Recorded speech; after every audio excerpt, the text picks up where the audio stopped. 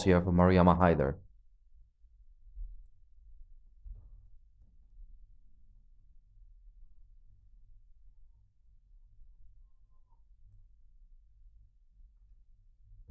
You have to say, if you pierce that offside field, a very, very fast outfield on that side of the wicket.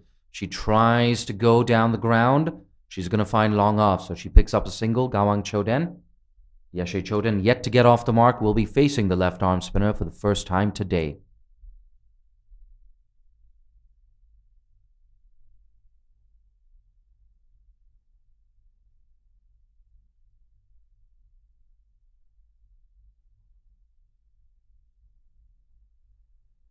Expect her to bowl straight. We have a long on in position. Scratch that.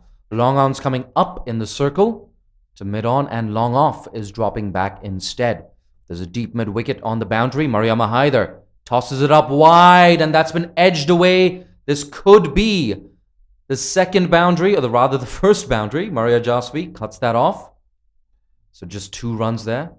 We had 5 wides, of course, earlier in the innings. I mean, it was there to be put away. They were through the cover region, but she does get a bit of a thick outside edge on that. Collects a couple of runs. I have to say, it's good to see the intent, however, from Bhutan's batters. Mariama Haider looking for that early breakthrough to peg Bhutan back. That's tossed up.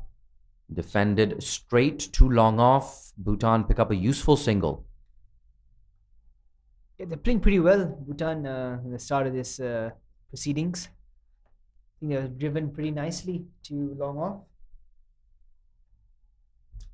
Yeah, it's good to see the 2 batters just getting a feel of the surface and getting a feel of conditions. If you can build that strong base, get to a total of around 15 or 20 after 4 overs. You've got that foundation to build from. Big appeal. That had to be pitching outside leg, Saif. Definitely pitching outside leg. Especially very difficult to get LBW decisions when you're coming around the wicket. Absolutely, and it's 10 for no loss after 2. You hit the nail on the head from around the wicket if you're a left arm spinner bowling to the left-hander. Well, you have to pitch it absolutely perfectly.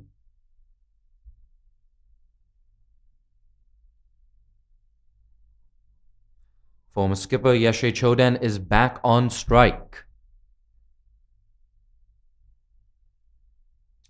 Saif, if you are Kuwait captain Amna Sharif, do you get a slip in position given that Maria Jasvi beat the outside edge of both right-handers on 1 occasion each in the first over? Yeah, no doubt. In my mind, you need to have a slip in there. Oh, that's been slapped down the ground. Very unlucky for Yeshe Choden. That clatters into the stumps. That could have easily been 2 runs, if not more.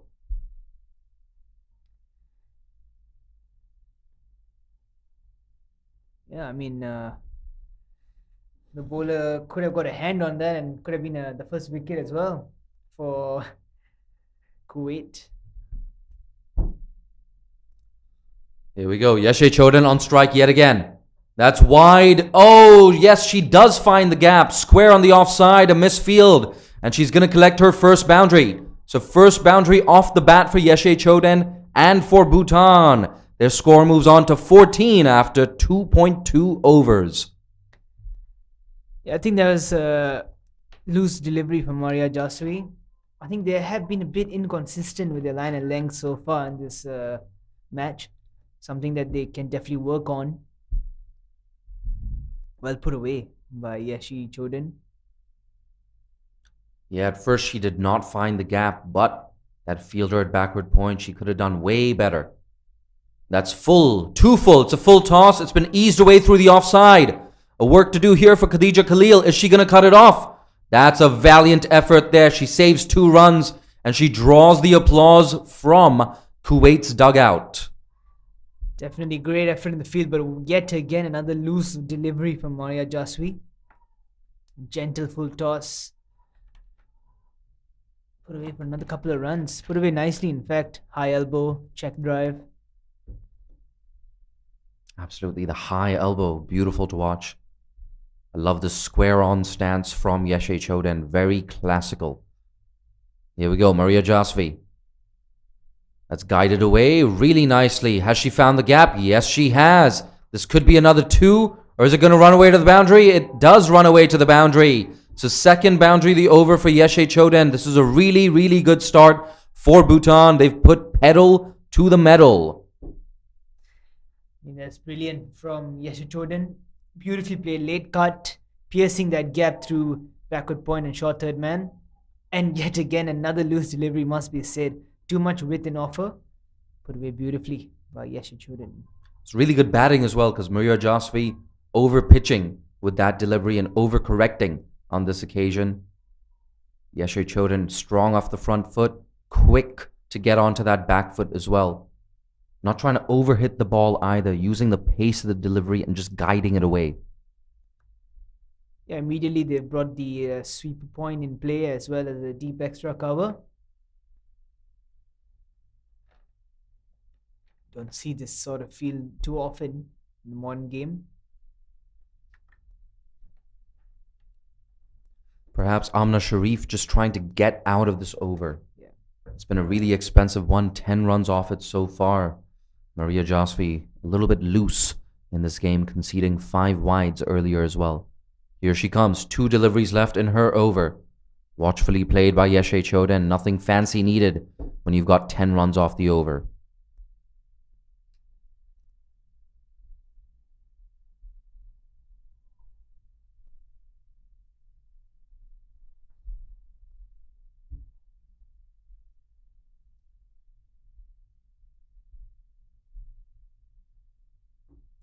Last ball coming up, Maria Jasvi.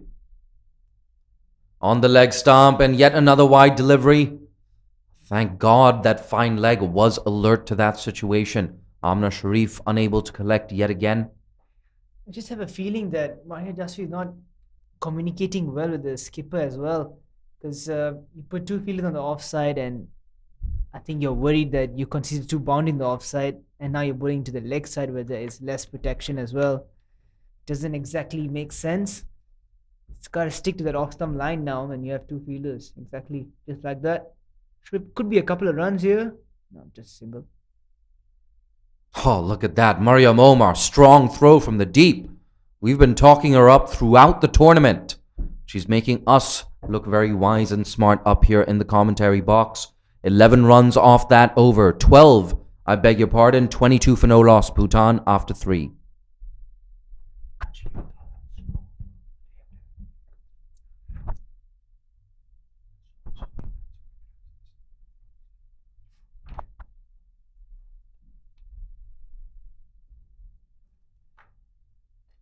Mariam Omar, one of the best boundary riders in this tournament.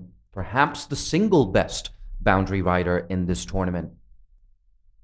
The next game, of course, between Hong Kong and Nepal. Hong Kong's boundary riders. They've developed quite a reputation for themselves. Mariam Bibi, Ikra Sahar, and Shanzeen Shehzad save so many runs every single game on that boundary with their ground fielding. But we're not going to get distracted by that for now. It's Mariama Haider in to bowl the 4th over. Great start at the bat by Bhutan. Current run rate 7.33.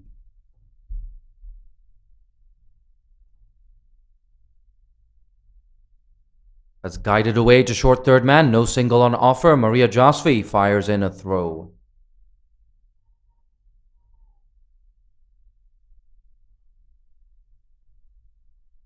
I'm getting a lot of requests on social media to provide toss updates. If you want updates on the game, the best thing you can do is follow Malaysia Cricket on Twitter, as well as ACC Media. That's a quick single attempted, and they make it in very easily. Great calling there from Gawang Choden. Like we said, the best thing you can do is follow us across social media at Malaysia Cricket and follow ACC Media as well, providing regular updates throughout this game, as well as the other game being played at the UKM YSD Oval around 20 minutes away from here. 20 minutes or 2 days sometimes in this Malaysian traffic. That's on the leg side, and that's been punished, but there's a deep mid-wicket in position, so just a single. I feel like Mariama Haider has been overflighting the ball. I must say so myself. Too much air has been given. Gives the batter a lot of time to adjust.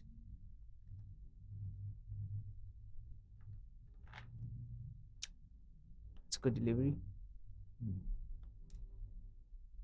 Yeah, right on cue, Seth. Perhaps she's listening to your commentary, just shortening up her length a little bit. And you're right, much better there from Mariama Haider. 2 deliveries left in this over, a much better one here for Kuwait. 2 runs off it so far. Can she close things out? That's down the leg side. Work to do here for fine leg. Bit of a misfield there, allowing the batters to get back for 2.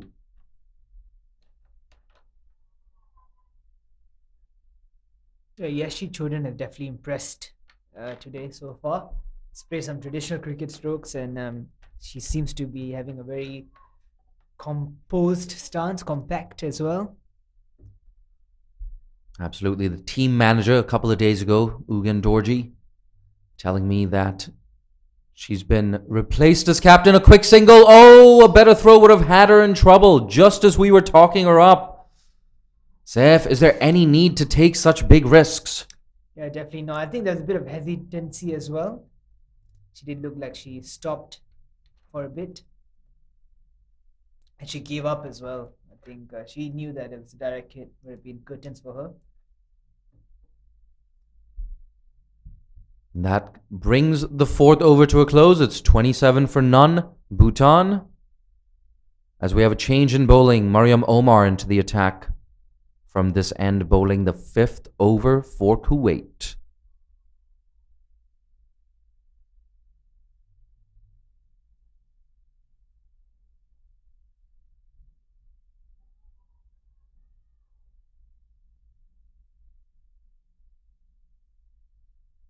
It looks like we have 3 fielders outside the circle. Mariam Omar perhaps just realizing that. There we go. Kuwait avoiding the embarrassing situation of conceding a no-ball free hit. A reminder, of course, only 2 fielders allowed outside the 25-yard circle. A lot of different field changes here. Perhaps a sign that Kuwait are just a little bit rattled here today, this morning at the Kinrara Oval. Off spinner, Mariam Omar. Oh, yeah, there we go. First breakthrough for Kuwait. Yeshe Chodan, we were talking her up. And she has to walk back to the pavilion. So 27 for 1 Bhutan. Kuwait are back in this game. Great delivery. Unfortunately, no feed from Yeshe Chodan, resulting in her playing and missing. Had a good start with the bat. Unfortunately, she has to walk back now. Really, really good bowling there from Mariam Omar. That one just going on with the arm and clipping that off bail. Yeshe Chodan and Dechan Wangmo exchanging a fist bump. The skipper Dechan Wangmo walking in at number 3. We haven't seen her with her leg spinners so far in this tournament. Or we haven't seen much of her leg spinners.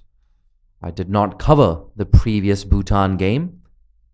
Nonetheless, she's walking in at number 3 right now to partner Gawang Chodan. A good platform and a good start here from Bhutan. They're 27 for 1. We have 5 deliveries left in the 5th over. If you're just joining us, Kuwait, they won the toss and decided to field first. A little bit of loose bowling from them at the start of the innings, including 5 wides from Maria Josfi. 2 boundaries coming in Josfi's next over. Bhutan, a really good start, courtesy of Yeshe Chodan, who just walked back to the dugout, being bowled by a really good arm ball from Mariam Omar. So Mariam Omar with a wicket off her first delivery. She's going to be looking for wicket number 2. She's not going to get it like that. That's been punished over square leg on the leg side. Perhaps if square leg had timed that jump earlier, it could have been 2 wickets down. Yeah, but that's a really loose delivery from Mariam Omar. surprising after bowling an exceptional delivery to get rid of Yeshe Chodin. Mariam Omar, she sets higher standards for herself. She wants to play in the WBBL. Down in Australia, she's played with and alongside and against the likes of Elise Villani, Meg Lanning, Annabelle Sutherland. There we go, just guided away, square of the wicket. So Dechen Wangmo, she gets off the mark with the boundary and now picks up a single. Ooh, overthrows? I don't think so. But just a little bit sloppy here from Kuwait. You have the opposition just under pressure a tad. You bowl a full toss. You can't let them off the hook that easily. I think Bhutan should be looking at getting close to about 120, 100 runs. I think that would be a bit difficult because, as we've seen throughout this tournament, Kuwait has been not so strong with the bat. And Bhutan's bowling, it's another That's loose delivery. really short. Looks like an attempted bouncer there. Didn't pay off at all. Pulled away behind square on the leg side. Gawang Choden with her first boundary. And this over getting more and more expensive. 9 runs off it in spite of the wicket. Mariam Omar conceding 2 boundaries, 2 deliveries left now in this, the 5th over.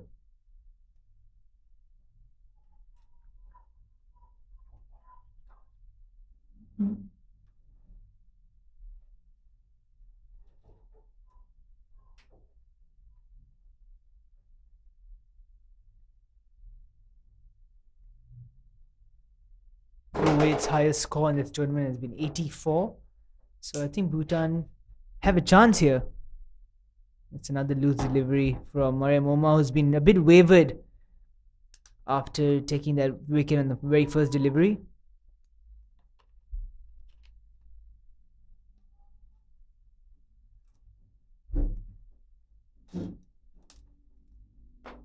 As you can see on your screens, Dechen Wangmo just getting loose, perhaps preparing herself for a hit over the leg side. That's not there to hit a good end to the over for Mariam Omar, but a very expensive one.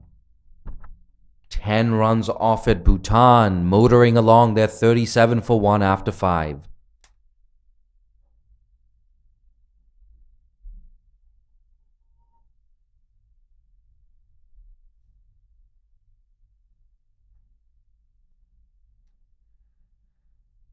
And there we go, as people in South Asia, in Nepal and India starting to wake up, starting to tune in to their social media feeds.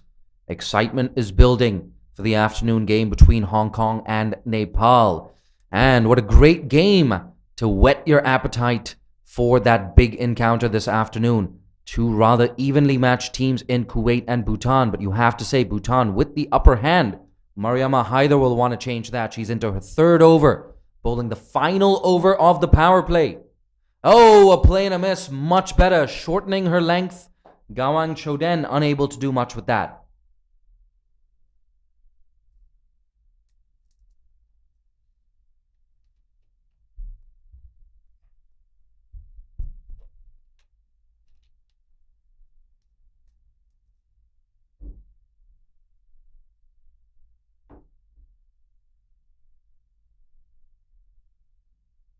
That's on the legs. A very, very ambitious appeal. But more importantly for Kuwait, it's yet another dot ball. Gawang Choden not happy with herself. Yeah, we can see Mariama Haider is not exactly extracting much turn off the surface, and she's just maybe straightening a tad bit and going with the angle more often than not. This might actually be the best batting surface we've seen in the tournament so far. That's hit straight to mid-off. So the frustration growing for Gawang Choden here. She wants to get a move on and make the most of the 3 deliveries that remain in this power play. This surface, of course, different to the one that's been used in the last couple of days. That surface a lot more green, more grass on that wicket. Very little grass on this. As guided away straight to 3rd man. Yeah, I mean, the good thing about Gawang Choden is that she's still looking positive, attempting a sweep shot, stepping up down the wicket, and then attempting a cut shot. We could see some exciting Here we go. 2 deliveries left. And she runs. She runs. Tight. Oh, there we go. A direct hit would have had her perhaps in a bit of trouble. But the important thing for Bhutan is that at least they get a run off this over. You don't want a maiden in the last over of the power play. Dechen Wangmo, she's on strike. And I have a feeling she's really going to go for this one. Yeah, the last ball of the power play as well. So it is definitely on the cards. They've only put one fielder down as well. Mid-wicket now moving straighter. We also have a deep mid-wicket that's guided away. A really good over there from Mariam Haider. Just 1 run coming off the 6th over. Getting Kuwait perhaps just back in this contest. Saif, do you feel like this could potentially be a turning point for Kuwait? Yeah, I think definitely that they've got a bit of momentum now on their side. But Bhutan wouldn't be too upset about this power play as well. 38 runs in 6 overs is pretty decent, I'd say. They just look to capitalize on it. Plenty of fielders have dropped down to the boundaries, and that opens up a lot of singles and doubles as well. Yeah, absolutely. And perhaps Bhutan would be wise to just milk the bowling at this stage. Nothing too fancy needed. We have 5 fielders on the leg side. This is a very interesting field. It's a 5-4 leg side field. There we go, and she goes leg side. Good stuff from Mariam Omar, bowling to her field. Yeah, it's very important now that Bhutan just form a bit of partnership here. This is one of the few occasions I've seen a 5-4 leg side field in this tournament. That's played away through the offside. Oh, that's a very good stop there at cover. Mariam Omar should not have been bowling there. And she has to thank that cover fielder for saving a couple of runs and making her figures look even better.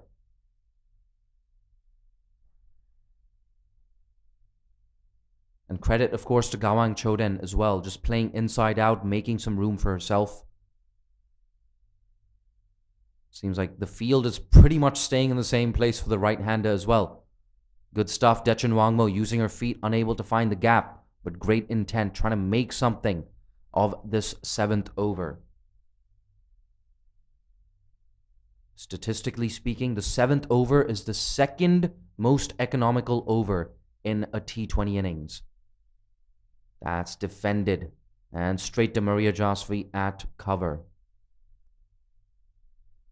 Yes, statistically speaking, the first over of a T20 innings is the cheapest, followed by the 7th.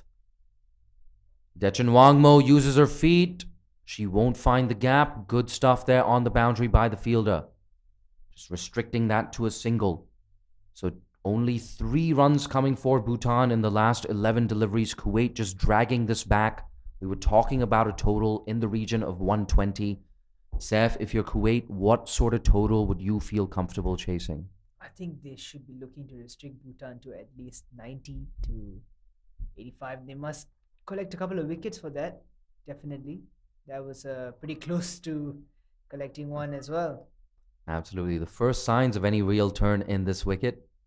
Classical off-spinner's delivery, beating the outside edge of the left-hander. Good end to the over. Just 3 runs coming off the last 2 overs. It's 40 for 1. Bhutan after 7.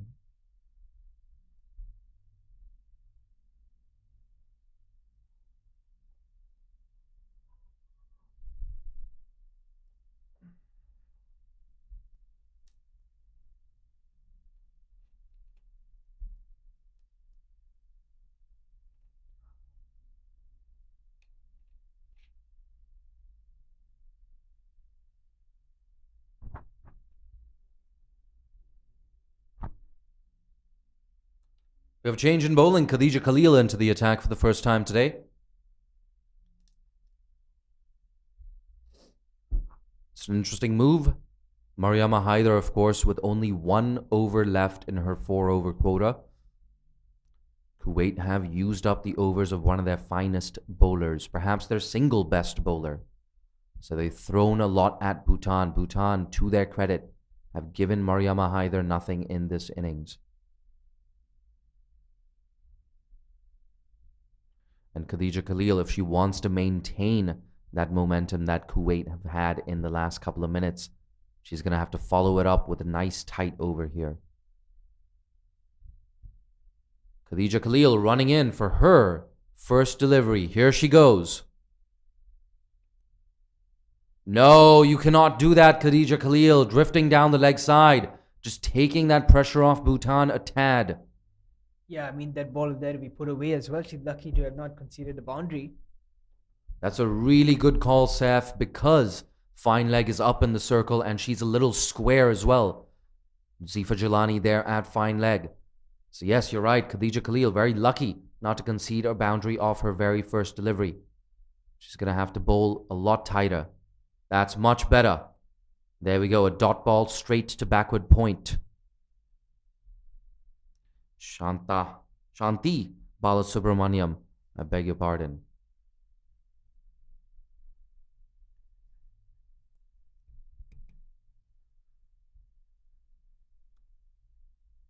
Much better from Khadija Khalil. Can she back it up? That's Fuller on leg stump and pushed down to long on.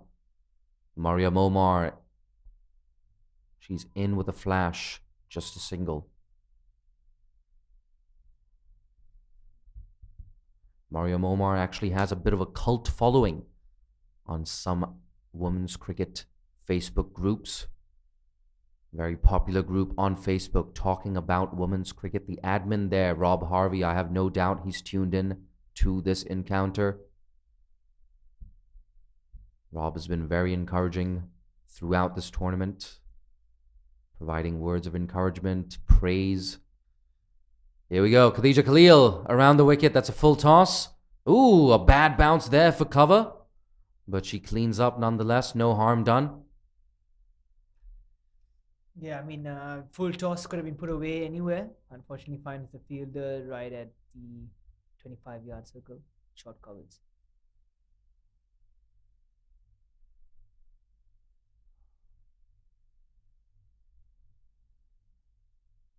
That's guided away really well by Gawang Choden. Bit of a slow outfield there will give the fielder a chance to cut it off. The batters, they come back for two. They're looking for a third. This is a good piece of running. Really good there from Bhutan. Dechan Wangmo, the skipper of Bhutan, leading by example. Running that first one very hard. That second one even harder and coming back for a third run. Yeah, absolutely amazing running there. And credit has to go to Dechan Wangmo for that third one. She looked much more keen to get back on strike. I have to say, in the last day or two, four not so fancied teams in this tournament really stepping up to the plate. Singapore and Oman delivering the single best game of the tournament so far. An absolute thriller going down to the last over yesterday. Singapore winning with just one delivery to spare. If you haven't watched that game, I feel a little bit sorry for you. But you can visit Crick Tracker's YouTube channel and catch that replay. You can forward to the 3-hour mark and watch that last over. For now, Khadija Khalil, that's wide, second wide of the over, down the offside this time. We spoke about this earlier, Saif. You've got to keep it tight. Yeah, definitely for Kuwait, this is not acceptable. Can't give away extra runs at this stage, especially when you need wickets and you need to squeeze out the opponent. Collect as many dot balls as you can. Absolutely. Khadija Khalil, a little bit sloppy in this over. She hasn't been punished for a boundary yet. That's full on leg stump, whipped off the legs. That's a quick single attempted. Ooh, mid-on there, just back on the circle.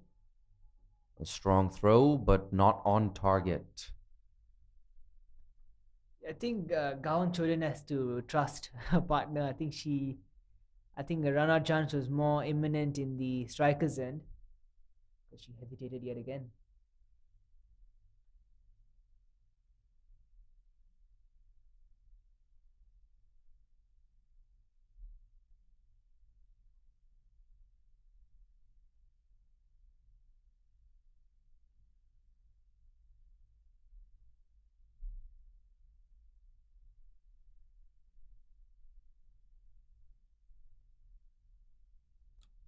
Here we go. Last ball of the over. Khadija Khalil. Oh, a bit of a thick inside edge there to mid-wicket. So dot ball to close things out. 7 runs off the over. 47 for 1 Bhutan after 8.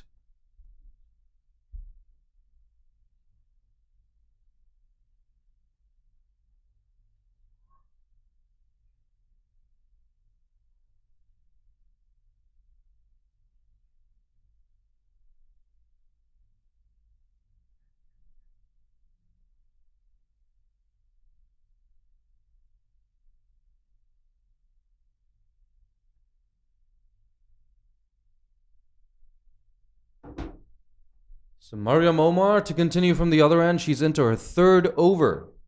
If you're just joining us, a reminder that Kuwait won the toss and decided to bowl first on a hot and sultry morning here at the Kinrara Oval.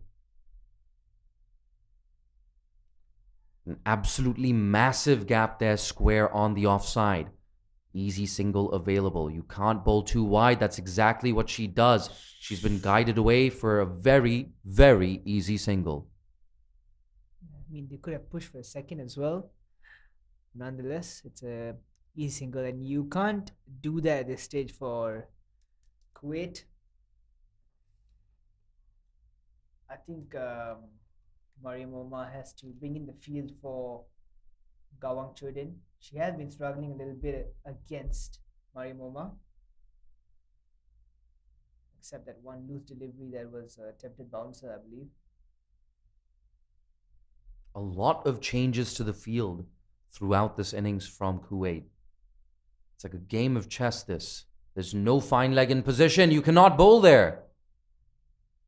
Once again, Kuwait very lucky to get away with that. Gawang Chodin, there's a massive gap there at fine leg for her. And I believe the short third man is way too straight as well. It's pushed into the offside for an easy single. But Gawang Chodin really missed out on that one. Absolutely vast amounts of real estate there. Yeah, Look at that gap. That's a huge gap, definitely. The short third man has just stayed there. Mariam Omar had to remind her to get back to a place. Bit lazy, I believe, in the field this morning. Kuwait. That's squeezed out to Maria Josfi. Maria Josfi, however, has been a live wire in the field. Yeah, she has been the odd one out, I believe. Mariam Omar, of course, with those strong throws from the deep. Here we go. That's off the legs. Waiting for the signal for the umpire.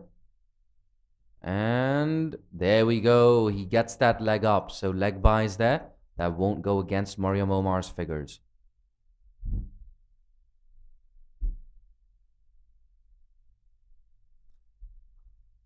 But I'm going to give credit to Amna Sharif. These have been some interesting fields, but I haven't noticed any of her innovative field settings backfiring so far. It's actually fascinating to watch. Every single delivery, the field is changing. They're so meticulous about this Kuwait. And I think it's actually worked so far because that run rate has come down. So it's not very good for the over rate, but it's kept Bhutan's run rate in check. Oh, that's down the leg side. Yeah, again, missed out by Gawang Chodin. Definitely. A bit of bet on that and it would have definitely been a boundary. An interesting game here. It's a game of chess. But Bhutan, they missed out on 3 very easy boundaries down the leg side. That's guided away behind square on the offside. Maria Josfi in hot pursuit does a good job. Keeps it down to 2. Apologies, that's not Maria Josfi. What can I say? I'm on the wrong side of 30. My eyes don't really work anymore. 2 runs off that delivery. We're 9 overs into this innings. 52 for 1 Bhutan. 53, I beg your pardon. I told you my eyes don't work. That's a 3, buddy. That's not a 2.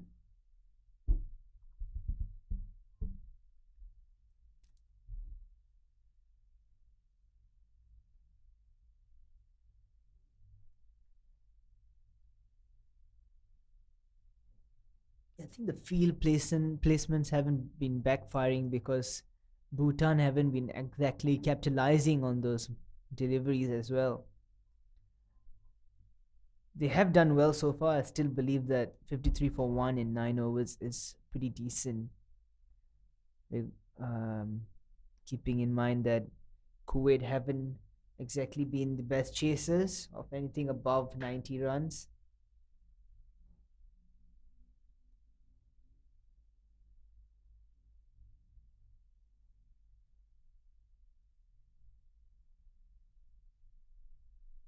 Again, another wide delivery. She has been struggling with those legs down the legs to dump wides. Something that she can definitely work on in training as well. Or spot bowling.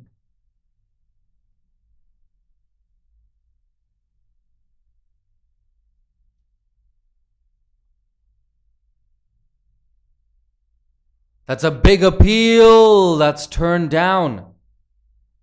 We have a change in bowling. Priyada Murli coming into the attack. I think it's a good change. Khadija Khalil, of course, conceding a pair of wides in that last over. I think it's good captaincy. Amna Sharif, she knows that she cannot let Bhutan get away and cannot let them build another partnership. You've got to keep that run rate below 6 for as long as possible. Perhaps even get it down to 5.5 or 5 runs and over. That's full on the leg stump. Ooh. Dechen Wangmo, a little disappointed with herself. Yeah, I think the leg side there's plenty of areas where you can manipulate the ball and collect more than a couple of runs. See, the great thing for Bhutan is they have 9 wickets in hand. They still have the likes of Shering Zangmo in the dugout. Expect her to walk in at number 4. There we go. 3 fielders on the boundary on the leg side. Long on. Deep square leg and deep mid wicket. Singles available on the leg side. That's on the offside. Guided away so well by Dechen Wangmo. That's running down to the boundary. Will it get there? You bet your bottom dollar it does. So Dechen Wangmo with an important boundary. Her second boundary of her innings. The score moving on to 58 for 1. Yeah, that's well put away. Beautifully put away by Dechen Wangmo, opening the face, allowing the ball to come to the bat. And I think, judging, I don't want to be too harsh here, but sitting in the com box, I believe that Kuwait have gotten their angles really wrong. They've gotten their field placements really wrong in this game. I think one team that has done that really well is Hong Kong, I believe. They are really smart with their field placements, know their angles really, really well. Here we go, Priyada Murli. That's Fuller down the ground, long on. Oh, look at that, Mariam Omar. My God, if you had $1 for every time I praised Mariam Omar's fielding in this contest. But then again, she's saved at least 4 or 5 runs in this inning so far. And we're only halfway through the innings. The value of having a strong boundary rider. And when we talk about a quality boundary rider, we're not just talking about that arm. We're talking about the anticipation running in. No fine leg in play. So she can't afford to bowl down the leg stump wides on this delivery. Guided away. They're looking for the single. It's not there. Zifa Jalani on that occasion making no mistake.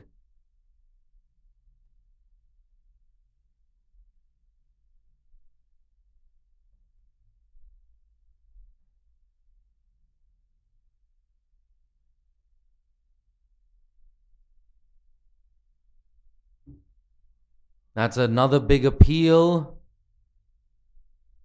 Optimistic there from Kuwait to round off the 10th over. Bhutan at the halfway mark. They're 59 for 1. The players are just going to have a bit of a drink. It's going to be a brief break, perhaps 90 seconds or 2 minutes. So don't go too far.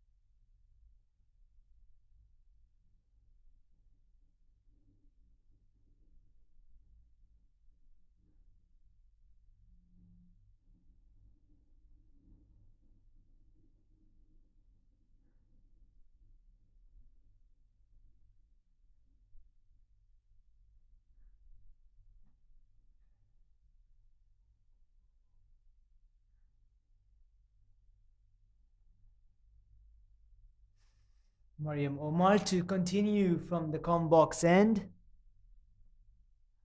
Bhutan would be really happy with the halfway through this innings. 59 for the loss of 1 wicket. They still have plenty of wickets in the shed.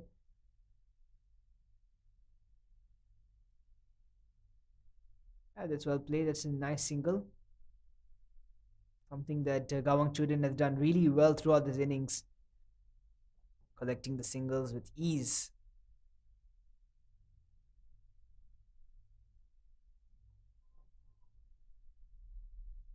Techin Wangmo.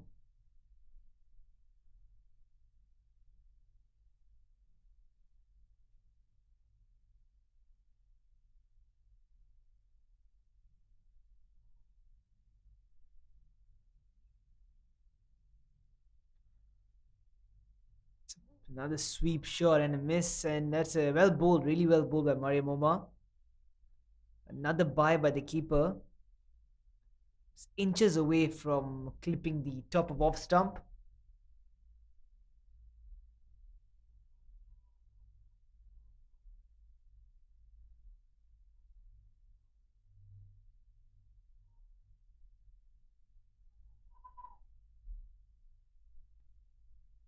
Full toss. Edge it away. Should be another single. That's all that Bhutan have to do at this stage. Just take it deep to probably about 15 overs or so. And take it on from there.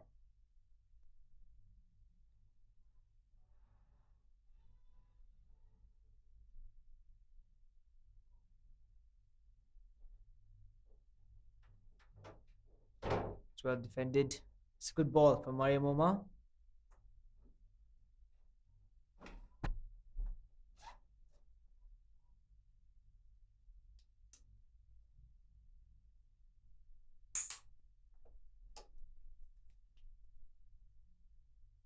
Well worked. Smart cricket here by these two.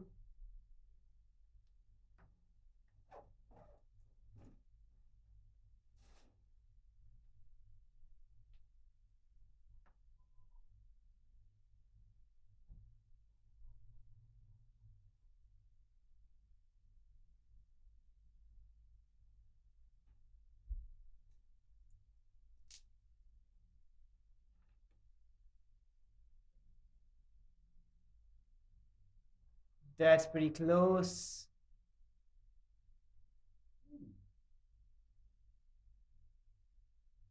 It looked pretty straight from the com box, but by had other ideas, may possibly turning away.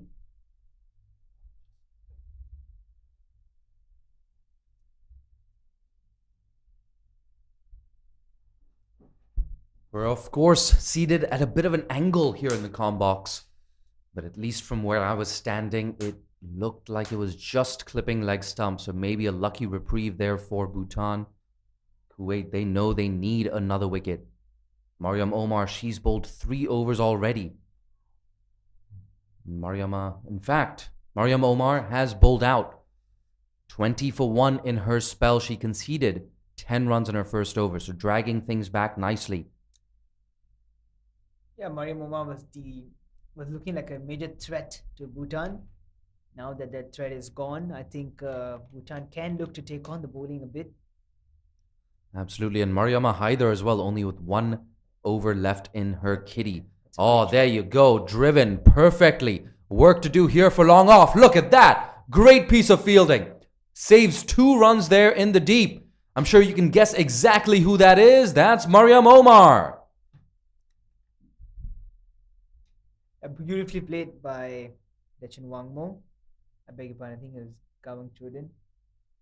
Beautifully played. Exquisite cover drive. Great effort in the field as well. No surprise who it is. Mariam Omar. And Seth, we're not being generous here. We're not going easy on Kuwait's fielders and Kuwait's players. That was incredibly good work there in the deep. To sprint around as well as she did, a perfect slide in, a perfect throw in. There we go, Priyada Murli, that is not perfect at all. Whipped away behind square on the leg side. Yet another boundary for Bhutan. Gawang Choden. She moves into the 20s, 23 not out off 31. Dechen Wangmo at the other end, 16 off 20. And yet again, Bhutan's run rate has exceeded 6 runs and over. These aren't good signs for Kuwait. I think that's an absolutely poor delivery. When you have 3 fielders on the offside and you don't even have a fine leg, I don't think you can bowl that line whatsoever. Beautifully put away by Gawang Choden.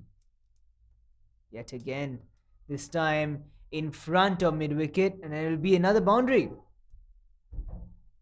So Priyada Murli has been very, very wayward with her lengths and her line as well. You can't bowl on the leg stump when you have 3 fielders riding the boundaries in the offside. And we spoke about this earlier as well. Bhutan, with so many wickets in hand, they defeated Kuwait quite convincingly at last year's ICC T20 World Cup Asia qualifier. And perhaps those scars, those wounds getting even deeper here for Kuwait. We're still early in this contest, not yet halfway through the game. But Bhutan with the clear early advantage here at the Kinrara Oval this morning. Mariam Haider, of course, only has 1 over left in her kitty. Mariam Omar has bowled out. So this could be a troubling phase here for Kuwait. That's driven through the offside. Work to do here in the deep. And that's well cut off.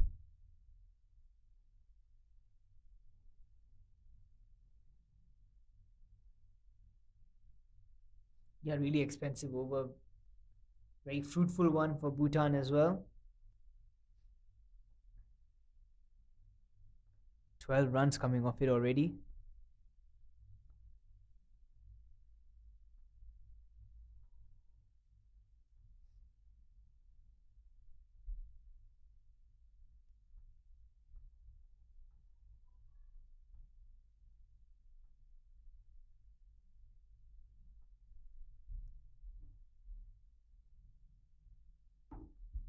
Absolutely. 12 runs, including 2 boundaries. Another wide Oh, there we go. Make that 13 runs off the over.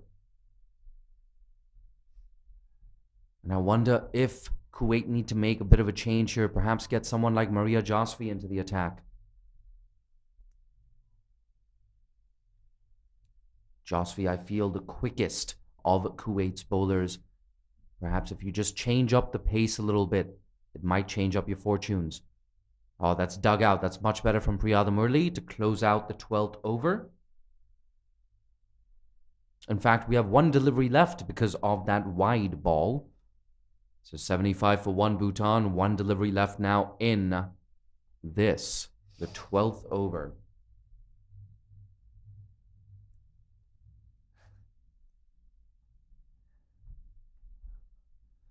Oh, good piece of fielding there. Throws off balance. It was always going to be tough to effect the run out, but that fielder there looks like Khadija Khalil, keeping it down to a single. And it's 76 for 1 after 12.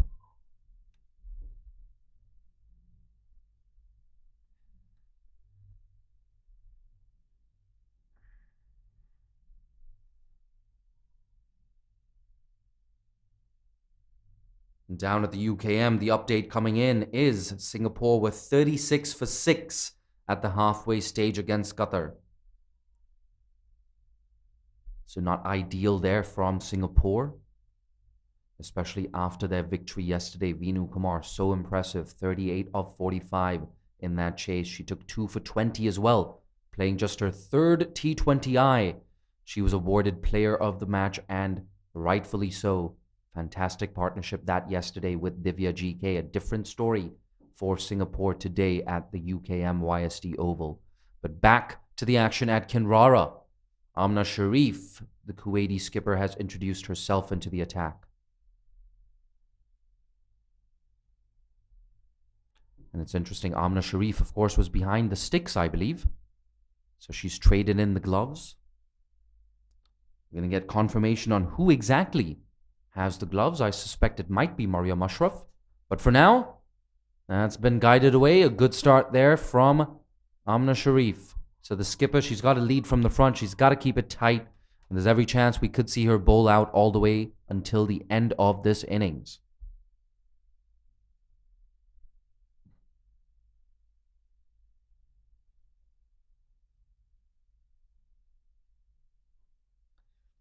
Another dot ball from Amna Sharif.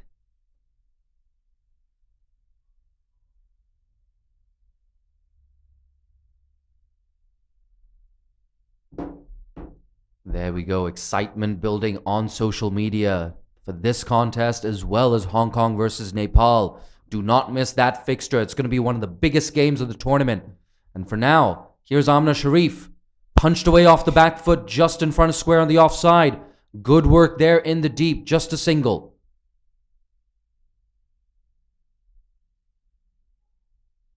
The ball's been following Mariam Omar around. In fact, that was not Mariam Omar in the deep.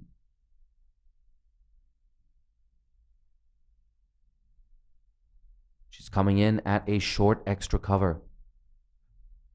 I've been counting, and Mariam Omar has saved at least 7 runs today in the field. A very tight spell with the ball as well. 1 for 20 in her 4 overs, I beg your pardon. Just getting a little tongue-tied here in the commentary box. Amna Sharif. From around the wicket. Oh, big appeal. There we go. It's been given. And the right decision from the umpire, you feel. Gawang Choden trapped plumb in front. So the change of bowling working for Kuwait. Yeah, I think she's been very disciplined and not turning the ball much, straightening a bit. That ball, in fact, going with the angle. And that's pretty, I could say, plumb LBW decision. Empire had no hesitancy raising the finger whatsoever. And if you're a Kuwait fan, or indeed if you're a neutral fan, really good news for you. Second wicket down now for Bhutan. This could be the wicket that kind of brings them back into the game. But walking in at number 4 right now is none other than Shering Zangmo, the off-spinning all-rounder. Regularly bats there at number 4. This batting lineup from Bhutan has been pretty static throughout the tournament. And they do rely quite heavily on their top 4. Dechen Wangmo, the skipper, she walked in at 3. She's still at the crease. She's going to be at the non-strikers end as Shering Zangmo faces up to her first delivery of the day. 77 for 2 with 2 deliveries left in the 13th over. Amna Sharif will be coming over the wicket to the new batter at the crease. Look at that. Mariam Omar, she's ready. She's buzzing right now at short cover.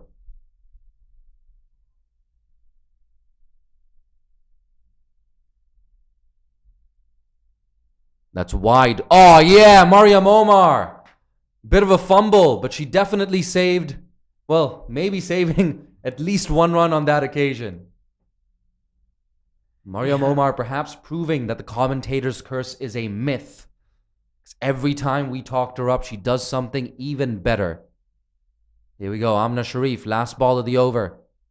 There she is yet again. That's got to be like the 15th or the 20th time today that Mariam Omar has fielded that ball, and she hasn't made any mistakes. The run rate exactly 6 runs and over, 78 for 2 after 13. Yeah, you can see Amna Sharif has that low arm action, resulting in the ball not bouncing as much as Dechen Wangmo would have liked it to be. And it's just a bit deceptive.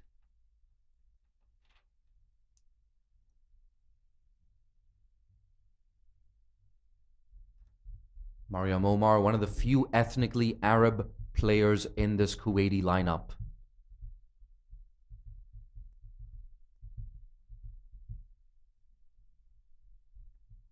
Mariam Omar, of course, ethnically speaking, is Palestinian.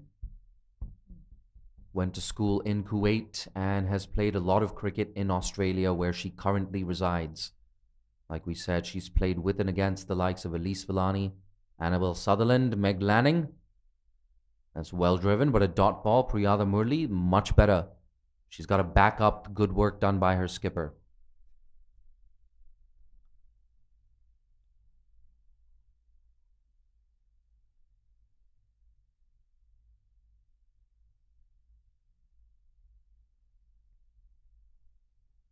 Oh, a play and a miss, hands on her head there.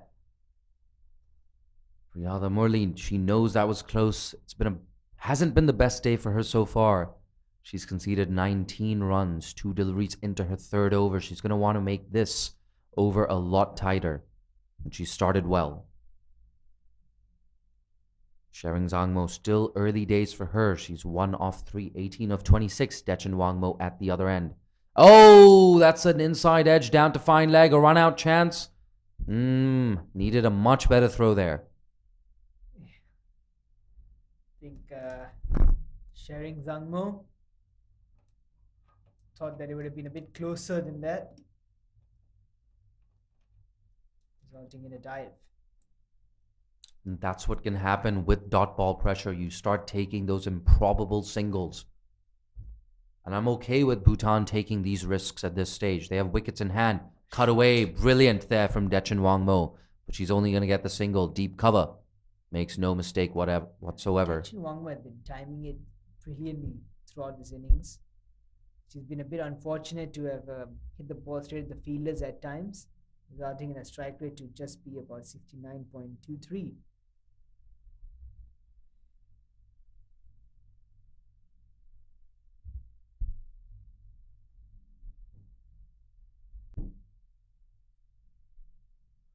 That's worked away on the leg side. No single on offer. This could be a run out. Big appeal. It looks like perhaps the bowler either didn't gather or knocked off the bails with her knee. It did look like the bowler knocked off the bails with the knee. It's been that sort of day for Priyada Murli. She just can't seem to get things right. But this has been a much better over in retrospect. Absolutely. Priyada Murli, so experienced. I believe she was Kuwait's first ever captain. Second ever captain, of course, was Mariam Omar. Oh, that's a big appeal. It's a good appeal. Not good enough, apparently. It didn't look like it was out, probably sliding down leg side. It's interesting. It just looked like it straightened a tad to me. Maybe a little bit of bat on that. You never know. Nonetheless, Bhutan, they're not going to complain. They've got 6 overs left. They're 80 for 2.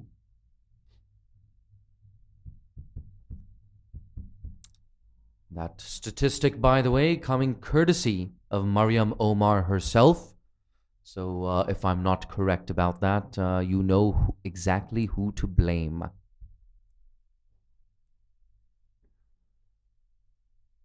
There we go. Once again, a short cover in place. Mariam Omar there. Amna Sharif, the skipper. Oh, that one just going over Omar. It splits the gap there. They're looking for 2. They're going to come back for it. A really good piece of running there from Shering Zangmo. It's been a feature of Bhutan's innings so far. The non-striker backing up, running the first one very, very hard. I think this is some of the best running between the wickets we've seen in this tournament. Very, very proactive. Amna Sharif. That's worked into the leg side. Oh no! The commentator's curse! No! What have I done? The 2 batters, a massive mix-up there. And it looks like it's Dechen Wangmo walking back to the pavilion on this occasion. 3 wickets down for Bhutan. A bit of an opening here for Kuwait with 2 quick wickets. Look at that. The set batter being dismissed. The captain being dismissed. Yeah, we've seen a lot of runouts in this tournament. I think Malaysia had a couple as well yesterday. And once again, there's been a bit of hesitancy, which results in Bhutan losing a wicket. See, on one hand, I don't mind Bhutan being proactive and trying to sneak in extra runs. But like you said, the hesitancy, I feel like if both batters went at the same time, you'd have a much better shot of someone making their crease. Yeah, definitely. And perhaps you just need to pick your battles as well. So slightly disappointing, but Bhutan do have another 7 wickets in hand. It's Sonam Choden walking out to the middle.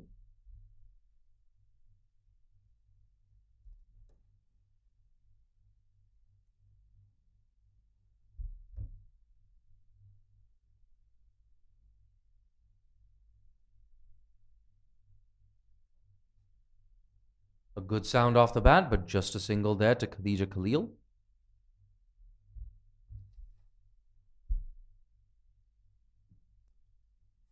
But yes, if Kuwait can perhaps just pick up another wicket, string together a series of dots, they can keep Bhutan to something in the region of 110.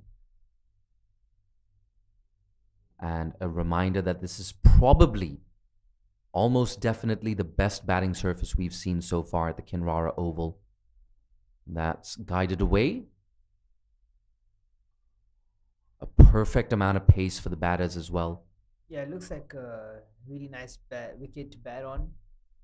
Very flat, not much offering to the bowler. And I sure hope Hong Kong and Nepal are watching as well. I'm not sure if the second game will be played on this wicket. A quick single attempted. Khadija Khalil throws off balance. Oh dear Lord. A bit of a collision there between the fielder and the batter. But that collision could have also had the batter in trouble had Khadija Khalil hit. Yeah, that looked really nasty up here in the com box.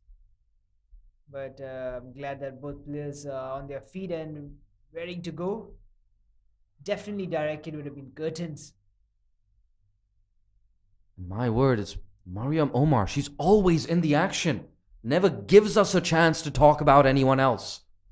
It seems like 30% of all deliveries are going towards Mariam Omar.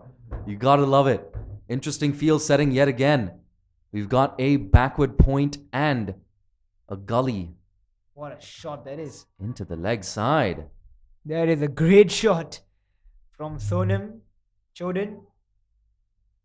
Absolutely. It actually might be Shering Zangmo. Yes, it is. The batter's crossing. We missed that amidst all the excitement. But yes, a very, very valuable boundary for Bhutan.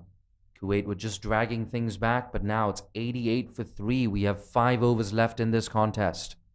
Yeah, great shot out of nowhere as well. Bhutan has been really impressive, I think, with the bat.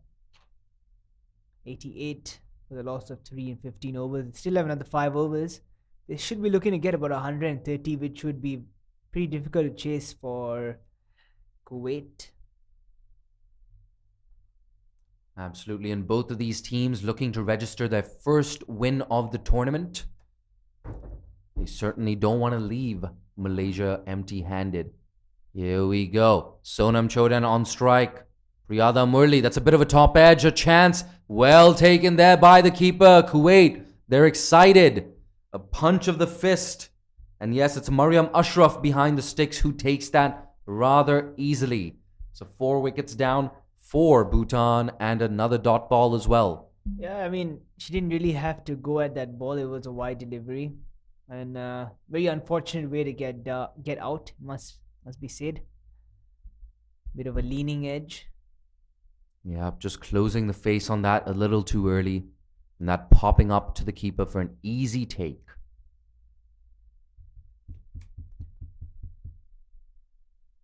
But that's the thing for Kuwait. Every time it looks like the game is just slipping away from them, they do just about enough to hang in there. And these next 29 balls could well decide the fate of this contest. 29 balls. If Bhutan want to get up to that magical 120 mark, they need another 32 runs to get there. Just gives you a bit of a psychological edge, doesn't it? Definitely does. Pema Soldin walks in to the crease now.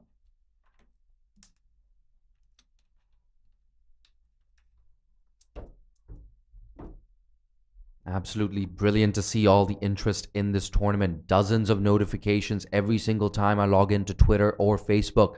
Here we go. Priyada Murli, that's on the legs. That's worked away. Work to do here for fine leg. Will she get around? Yes, she does. Zifa Jalani, a good piece of work there in the deep. Saves 2 runs perhaps. Here we go. I'm getting notifications on WhatsApp as well.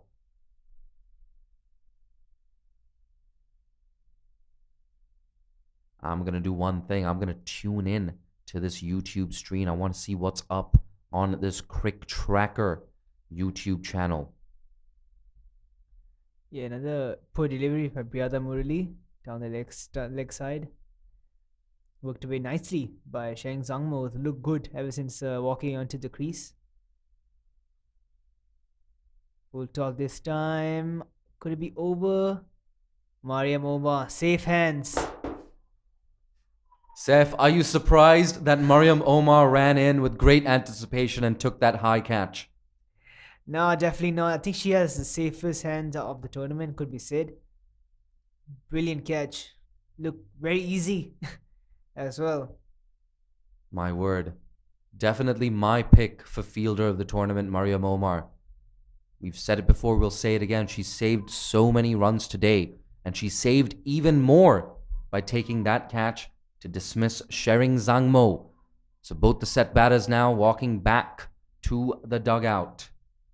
This is not ideal at all for Bhutan. Not the best way to finish their innings. They've now lost half their side? Yes, half the side. Karmadina walks in. There you go. Well done, Jay. 10 divided by 2 is 5. You got there eventually. Let's check out some of these comments on the live chat. Thapa Usha with 2 orange hearts. I'm guessing those are meant for Bhutan. Haider Ali. He predicts a score of 100 and less than 120, I beg your pardon. That's worked away. Good stuff, Zifa Jalani. Ooh, a slight misfield, but that will not hurt Kuwait. Just a single. Muhammad Rajabul making a very specific prediction of 116. There you go. I want to hear from you on YouTube. Hit that comment section and let me know what you think Bhutan will score at the end of this innings. Yeah, I mean, 116 looks like a reasonable prediction, I must say. Abir Shike says 120. Fantastic. Here we go, Priyada Murli. That's driven into the offside. Ooh, it beats the fielder there in the cover region. But it's just going to be a single. Yeah, no harm done with that.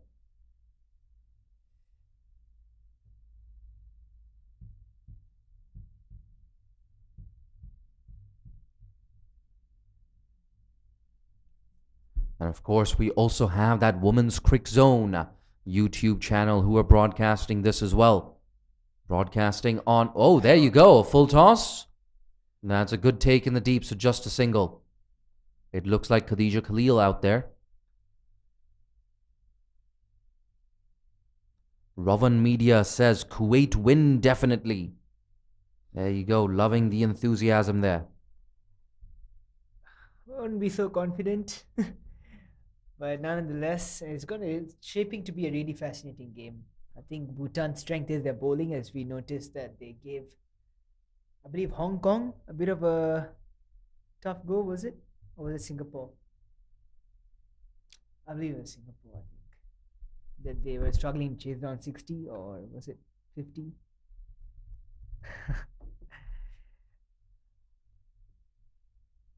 YouTube user Smart Eyes asking, when will Nepal's match take place? Well, Nepal are facing Hong Kong in the afternoon game at 2:15 local time. That's 12 p.m. Nepal Standard Time. 2:15 local time is also 2:15 Hong Kong time. No time difference. There we go. That's guided away to Gully. A dot ball, a very valuable dot ball there from Amna Sharif. And here we go on YouTube. We are approaching 1,000 viewers for this game. Amna Sharif playing to the crowd. There we go. A quick single to mid-off. A slight misfield, but I believe the batters would have made it in any case. Yeah, as I was saying, Bhutan's bowling is pretty decent. They collected 9 wickets from Nepal, and Nepal has a pretty decent batting side. And just restricting Nepal to 94 runs. There you go. My co-commentator, Saifullah Malik, Malaysia men's player, keeping a tab on all the results throughout this tournament. That's driven, that beats Mariam Omar for a change. Khadija Khalil running around. Oh, a misfield there in the deep. Perhaps she should have let Khalil field that delivery instead. A wild throw. They're looking for overthrows. Not there.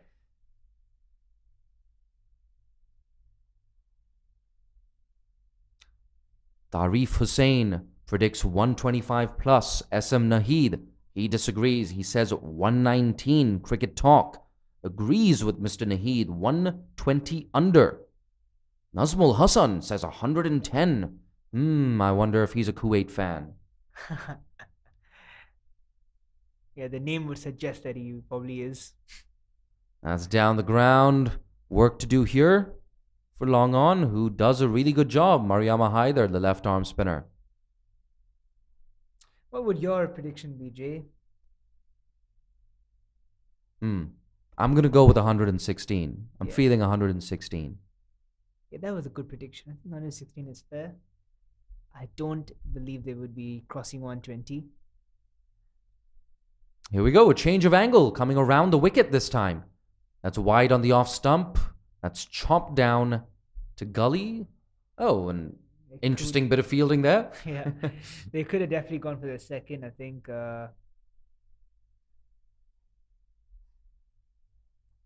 RK Gaming says should be around 118 to 120.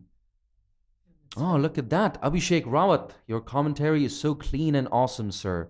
Exciting. Thank you so much, Abhishek. Your encouragement means a lot to me. I'm glad all of you are enjoying this broadcast. That one just going on with the arm. A dot ball to close things out.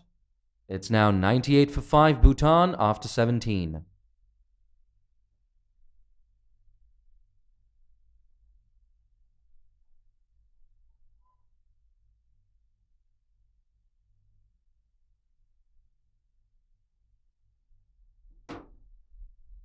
Saifullah, I'm just going to drift off topic for a minute.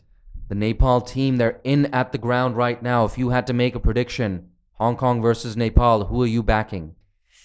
I really like Hong Kong's side. I think they are a really good side. And I'd probably back them to walk with their victory. See, it's an interesting one because Hong Kong, one of the biggest takeaways for them in this tournament so far has been the improvement of Ikra Sahar and Mariam Bibi, adding so much to an already impressive bowling attack. But Nepal, on the other hand, they've got a trio of seamers, Ashmina Karmacharya, Kabita Kunwar, and Sabnam Rai, who came into the 11 in that last game yesterday against Bahrain, doing so well. And if I was Rubina Chaitri, I would stick with Sabnam Rai. I want that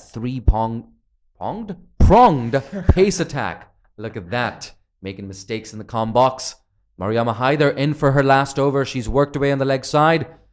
Good piece of work there by Kuwait, just limiting that to a single. But the biggest issue for Nepal, of course, going into that game is their top order is yet to fire in this tournament. Yep. It's the likes of Indu Barma, Rubina Chaitri. They're the ones who've been digging them out of trouble so far. Nepal, of course, they're 3 for 3 in this tournament. Hong Kong 2 for 2. That's driven in front of square on the offside, just a single. As we can see that Mariama Haider really likes to overpitch the ball. I think this could be one of her tactics, I think. Be slowing things down, changing the pace more often than not. 100s up for Bhutan with that single. They've been really under the bat, I believe. Oh, a quick single. The non-strikers sent back, and wisely so. But you have to give Kuwait some credit here. They are dragging it back a bit. And at one stage, a total in the region of 125, 130 looked more than likely for Bhutan. That's tossed up and driven. It's just going to be a single. So Bhutan still looking for that elusive boundary.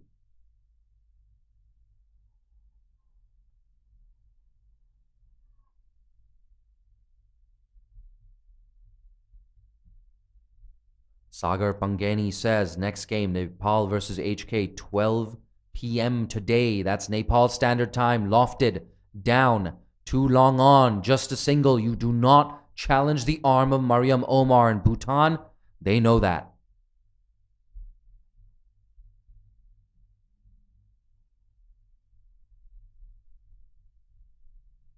Here we go. We've hit that magical 1,000, 1K mark on YouTube.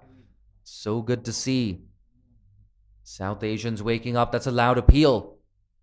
In fact, there's no need to appeal by the keeper. Just throwing me off there. The bat has been bowled. Leg stump being disturbed on that occasion. Mariam Ashraf distracting your commentator up here in the comm box. Perhaps I should keep my eyes on the ball instead of keeping my eyes on the keeper.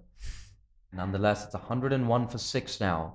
Bhutan with 1 delivery left in the 16th over and 1 delivery left in Mariam Haider's spell. Yeah, I think they should just see off that ball for Mariam Haider. In fact, that's the end of the over. 102 for 6 after 18. Mariam Haider. She ends an impressive spell, 1 for 14 in her 4 overs. Yeah, 2 overs remaining. I think Bhutan has to just go full on attack now. Try and collect as many runs as possible. Don't worry about wickets, I believe. But at the same time, don't play any rash shots as well. Any runs that's going to be valuable.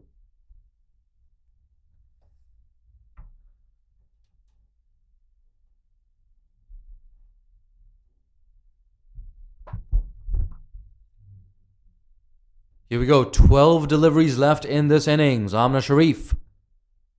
That's full on leg stump, driven down the ground. Work to do here for long on. She gets around very quickly.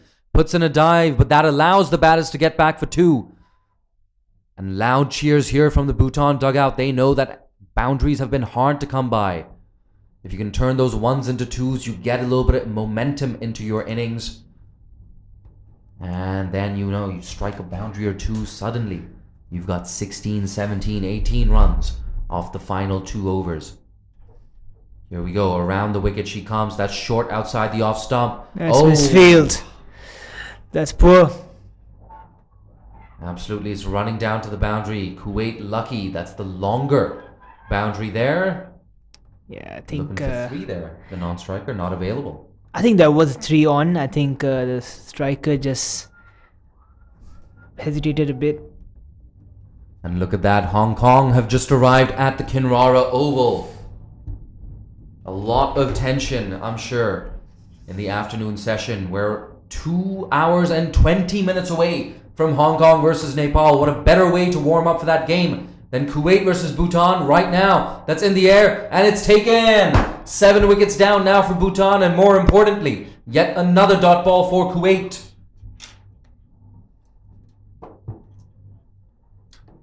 Yes, 7 wickets down.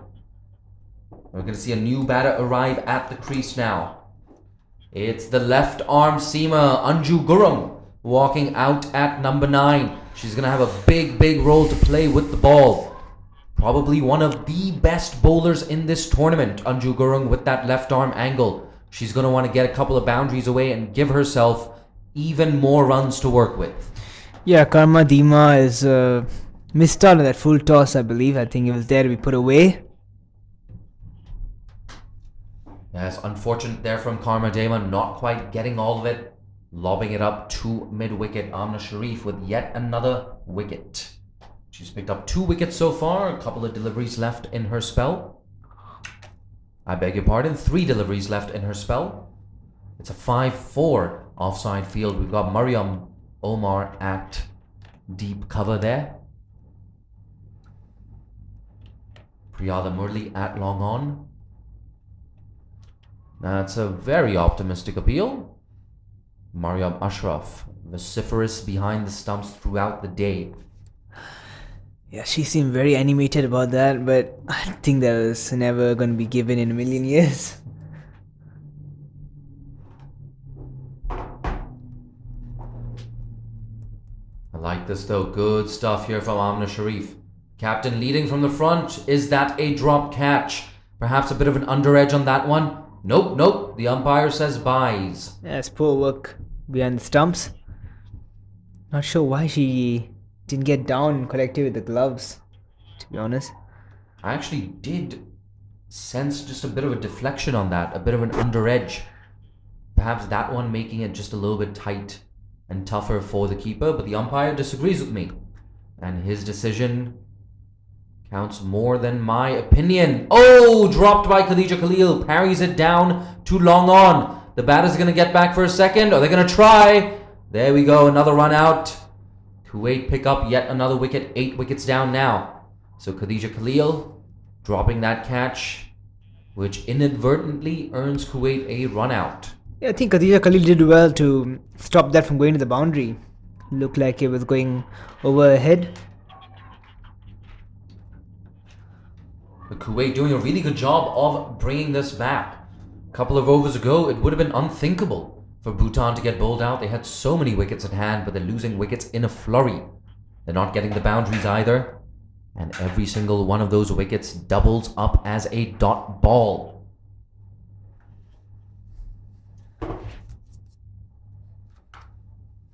There you go. End of the 19th over. A really good over there from Amna Sharif. Conceding just 20 runs in her spell, picking up 2 wickets. And that's a very commendable effort, especially when you're bowling in the latter half of the innings. Good stuff there from skipper Amna Sharif. It's now 108 for 8. A lot of you have predicted a score of 116 for Bhutan. Can they get there? They need another 8 runs to get up to 116. Those of you predicting 125 plus, there's a chance you won't be right. But an inside edge on that one, down to fine leg. The non-striker's end is where she had to throw. That throw not quite on target, so a useful run. And Anju Gurung yet to face a single delivery. She is on strike right now with 5 deliveries left in this innings. Yeah, Maria Jaswil just has to keep it simple. Bowl it down the stump. Don't give much width in offer. I think the boundary riders should actually stay in the boundary. There's no point you coming the 45 yards. Maria Jasvi has been slapped to mid-off, who does not attack the ball. Rightfully so, in my opinion. Yeah. Singles are not going to harm Kuwait too much.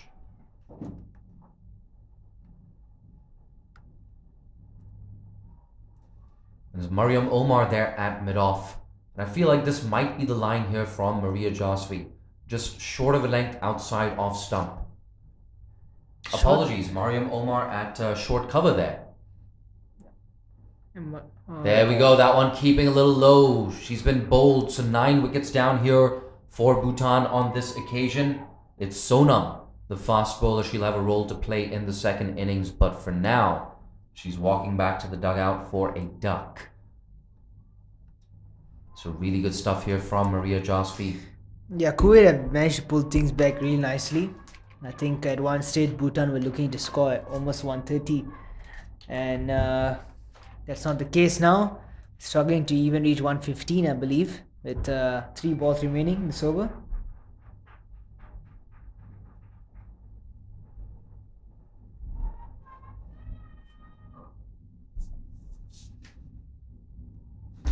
Tashi Cheki. So, a right arm seamer replacing a right arm seamer. Tashi Cheki walking in at number 11. Anju Gurung, the left arm pacer, just giving her a couple of tips, giving her a pat on the back as well. Perhaps just telling her, hey, we need to bat out these overs. Let's just pick up a couple of singles off the next few deliveries and then go hard off the last delivery of the over.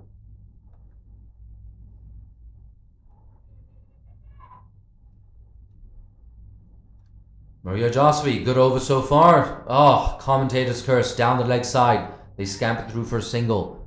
So 2 bonus runs here for Bhutan. You cannot afford to do this when you've got the opposition under the cosh. Nothing fancy needed. You're bowling to the number 11. But Anju Gurung at number 10. Make no mistake, she can give it a bit of a whack. Maria Jasvi, last over, slapped into the offside. Mariam Omar looking for that direct hit. Oh, there we go. That's a big appeal. I honestly thought that was incredibly close. No, I think that was out. Actually, direct hit. It seems like the umpires are just having a bit of a conference. It's given. Yeah, there you go. A run out there. That's very important because that also means that Kuwait concede 1 run less. We're going to get a quick update of the score soon enough. And as usual, it's Mariam Omar with a direct hit. She could be the first person to get a man of the match as for fielding in this tournament. Player of the match. Player, sorry. A woman of the match.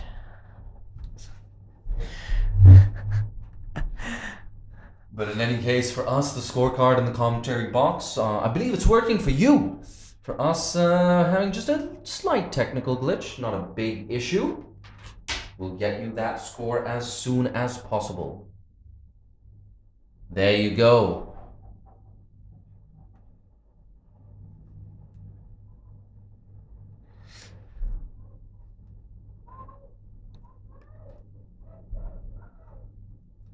But yes, Bhutan getting bowled out, not quite reaching that 120 total.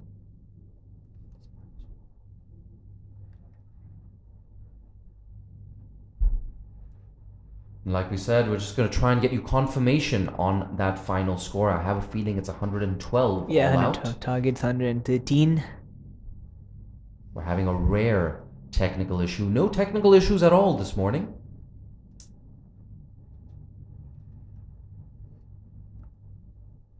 But in any case, we're going to do our best to bring you that final total.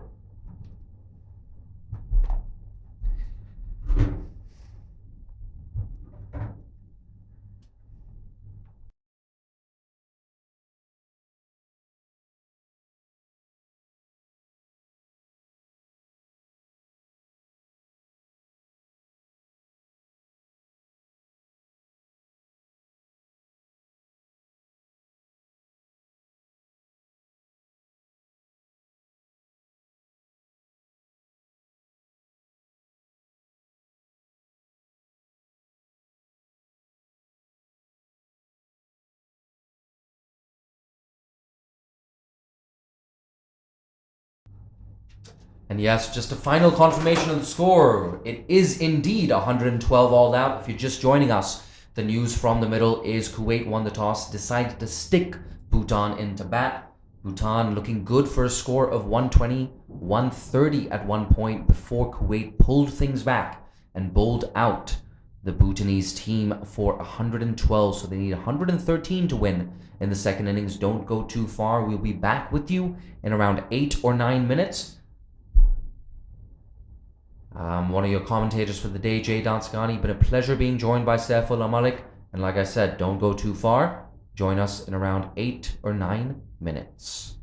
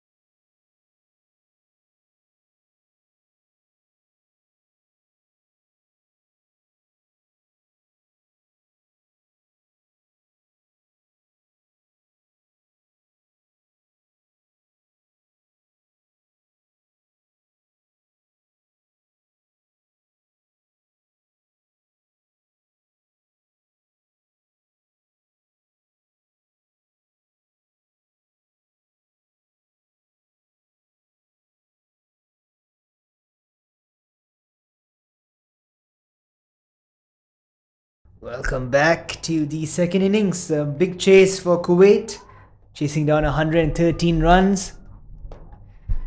I'm Safla Malik. Joining with me today is Jay Danasinghe. And it's going to be a fascinating chase ahead. And the all-important match between Nepal and Hong Kong is due next as well, so don't go anywhere.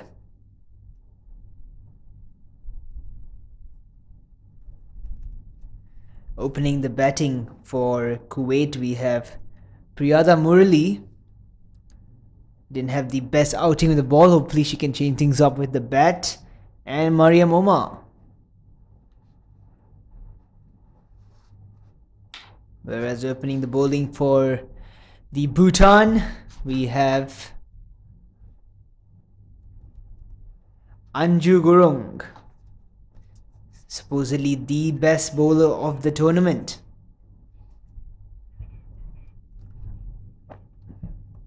As we can see, Crick Tacker is tracking this match, must say. So a nice field here, that standard field that we get in ODI games, and don't see that too often in T20s, but I like this intent from Bhutan. Very attacking. We have a short cover, we have an extra cover, we have a point, we have a backward point, we have a mid-off, mid-on, short mid-wicket, deep fine leg and a deep third man. Anju Gurung, most promising bowler.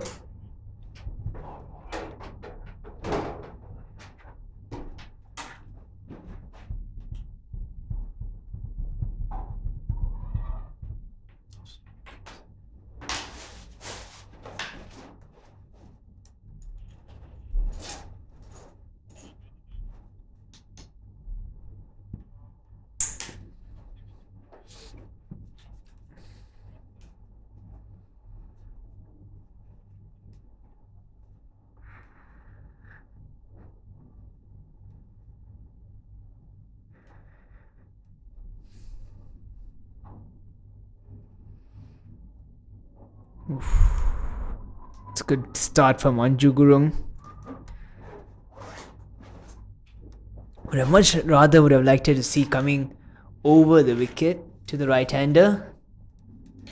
LBW would come in play as well.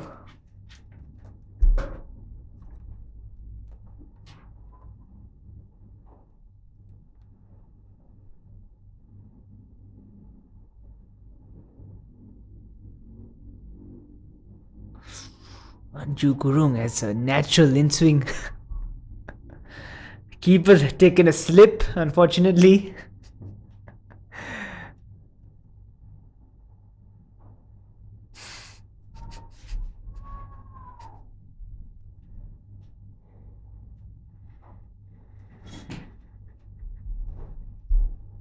Yes, absolutely. So much resting on the shoulders of Anju Gurung. If Bhutan want to defend this target of 113, the left arm seamer played for the Falcons at Fairbreak Invitational. Here we go, the hop, skip and the jump, right on the money. Anju Gurung, of course, playing in the same team as Marzan Kapp, Mariko Hill, Susie Bates. What a great experience it was for the left arm seamer. Fairbreak Global, an absolute game changer for women's cricket and associate cricket. Here we go. Anju Gurung around the wicket, looking for that early breakthrough. Oh, look at that. Weaving a web around the Kuwaiti openers here on this occasion. An inside edge down to fine leg. Could have easily gone on to the stumps. Yeah, Mariam Omar is lucky to get away with that.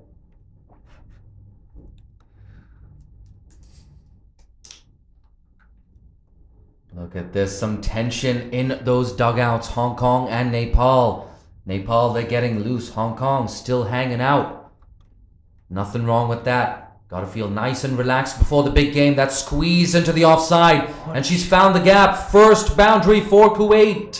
It's a beautiful stroke. Timed to perfection, Priyada Murali. Absolutely, the experienced Priyada Murali showing her experience there. Not hitting that too hard. Piercing that gap in the cover region. First boundary for her, first boundary for Kuwait.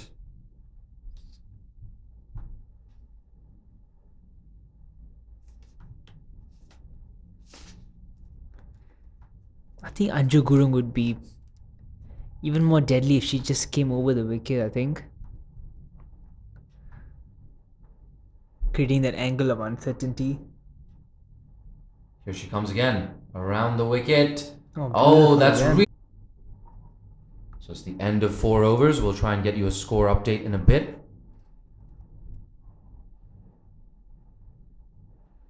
And we have a change in bowling. It looks like Shering Zangmo, the off-spinner, coming into the attack.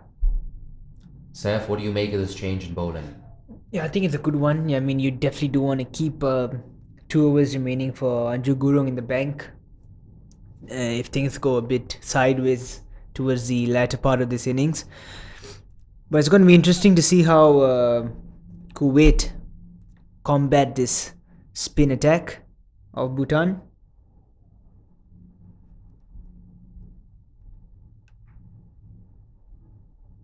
Yes, absolutely. And I agree with this decision as well. Anju Gurung, of course, bowling 2 overs, unable to pick up a wicket. But I would like to see her perhaps reintroduced somewhere close to the middle of the innings, as opposed to being saved for the death. Yeah, she definitely have to bowl 1 in the middle overs. That one not quite coming onto the bat. And Mariam Omar practicing that shot, perhaps trying to get it a little squarer.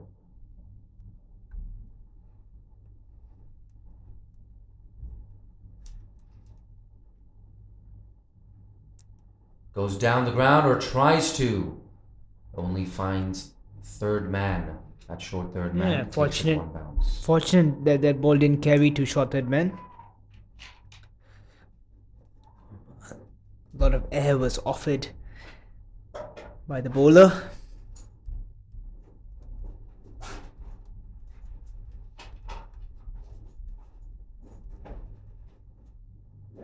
This one flatter, beautifully bowled. Let's say smart ball.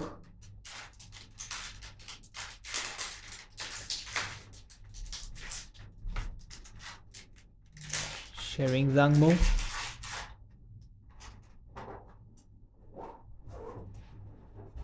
Flighted. Tried to go.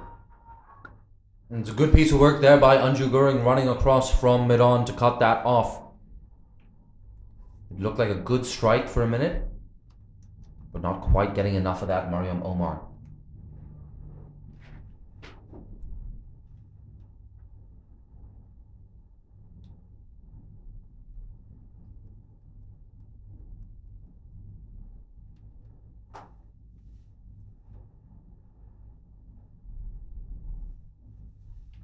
A little bit tense here at the Kinrara Oval. Neither Kuwait's dugout nor Bhutan's fielders making too much noise. This game is poised on a knife's edge right now. Shering Zangmo getting the batter to play and miss. That one just going on with the arm. Another dot ball here for the off spinner. Bhutan doing a good job of dragging this back. That's very well bowled. I think that's ideal. I think they've recognized that the batter is a bit weak in that cut shot.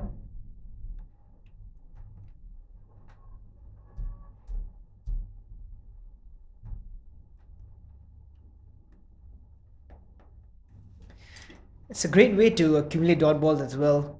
Trying to make the batsman cut the ball when you have protection out in the offside. 100%. We see a change of bowling. This might actually be the skipper Dechan Wangmo with their leg spinners coming into the attack. Right below me, I see Hong Kong assistant coach Niaz Ali with Tash Miles, Hong Kong's number 3 batter, just walking across the commentary box. Here we go, Dechan Wangmo. She's swept down to fine leg. Yeshe Choden, the former skipper, makes no mistake, a dot ball. So the score now 21 for 1 We're into the final over of the power play here. A very good comeback from Bhutan. They're keeping it tight. Perhaps the pendulum has just swung in their favor with this tight bowling. Saifullah Malik, who are you backing in this contest? Yeah, I think one thing that I say often is that, especially in T20 cricket, the power play is such a vital aspect of this format. Matches have been lost and won in the power play, especially when you're chasing. If you get a flyer, you probably will. And this is the period where I think Bhutan has to just pile on as much pressure as they can. Don't give away any boundaries. I think it's really important. You're 100% right. Nothing fancy needed here from Bhutan. A big thing for them is not gifting the opposition free runs in the form of extras. There you go. Big wicket. That dot ball pressure telling on Kuwait. Sharing Zangmo. You miss, I hit. Keeping it so simple. The off spinner rarely ever errs from her lines and her lengths. And it looks like Zifa Jalani there walking back to the dugout. It's not the best day for her with the bat. 2 wickets down now for Kuwait inside 7 overs.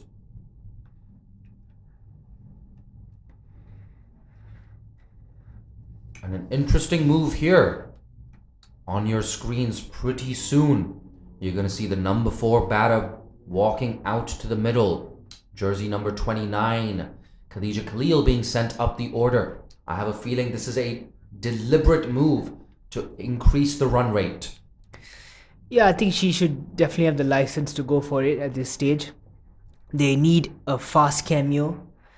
And could Khadija Khalil be the answer for Kuwait? I love this. What an interesting period of play. Bit of a gamble here from Kuwait and from this Kuwaiti skipper Amna Sharif.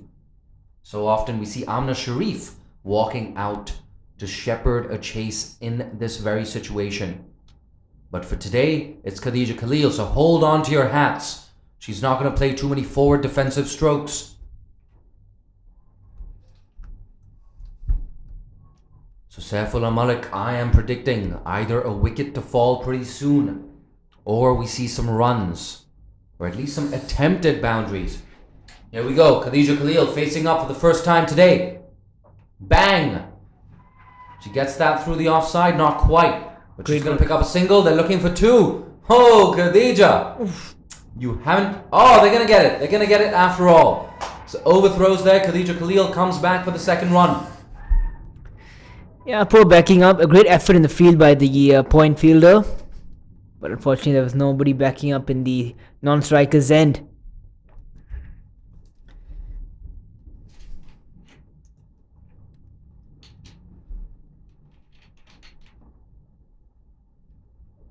That's guided away, and they're going to get a quick single. Dechan Wangmo very sharp in the circle as usual. The skipper there for Bhutan. We can see Wangmo, of course, was impressive with the bat, getting a score in the region of the 20s, I believe. Bowled a tight final power play over, and once again we see her in action there in the cover region. Sharing Zangmo, that's very good stuff. Full and on leg stump. Anju Gurung, she's been fantastic there at mid-off and long off. No mistake. Great anticipation there from the left arm seamer. just 4 runs coming off this over, I believe.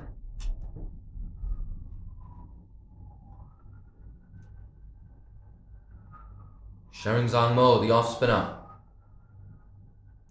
That's swept away by Mariam Omar. It's been that kind of a day for her with the bat unable to find that gap between fine leg and square leg.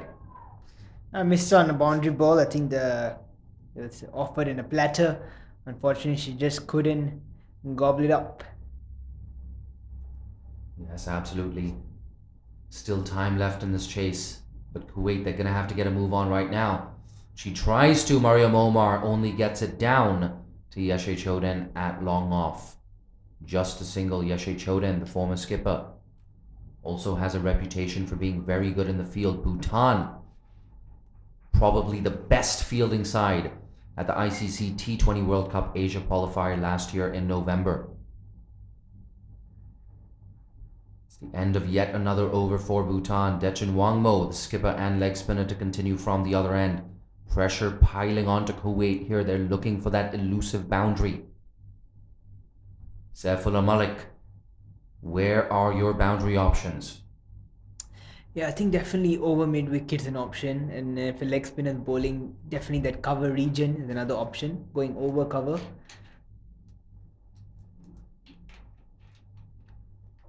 Turn that into a full toss, but goes straight to Dechan Wangmo, who makes no mistake.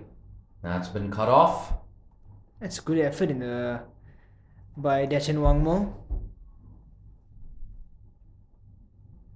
And right in front of us, we see in the commentary box Hong Kong fast bowler Alison Siu picking up a frisbee. There you go. Hong Kong just getting warm before their encounter against Nepal. An hour and a half to go for that game. Dechan Wangmo, a good amount of flight. That's been nudged away, down too long on. Are they looking for two? It's not there. Khadija Khalil, of course, promoted up the order. She's on strike now. Does she take on the leg spinner? I feel like a big sweep shot's coming if it's on the cards, I think. They don't have a mid wicket in play. Khalil, the pinch hitter on strike. That goes into the leg side. Ooh, just one bounce to the fielder there. Sonam fielding at a short mid wicket. Very, very hard to take those. Diving in front of you. Unable to collect that on the half volley, and the bat is scampered through for a second run. Khadija Khalil, she's going to keep strike here. She definitely looked like she was trying to go over mid wicket in that ball.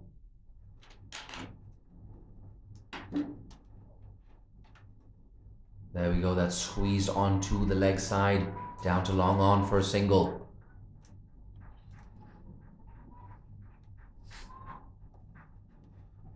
Clearly, Kuwait are fully aware that they need to get a move on right now. You don't want that required rate getting up to 8, 9, or even 10 runs and over. Very hard to come back from such a situation. Brilliant, very tight bowling there.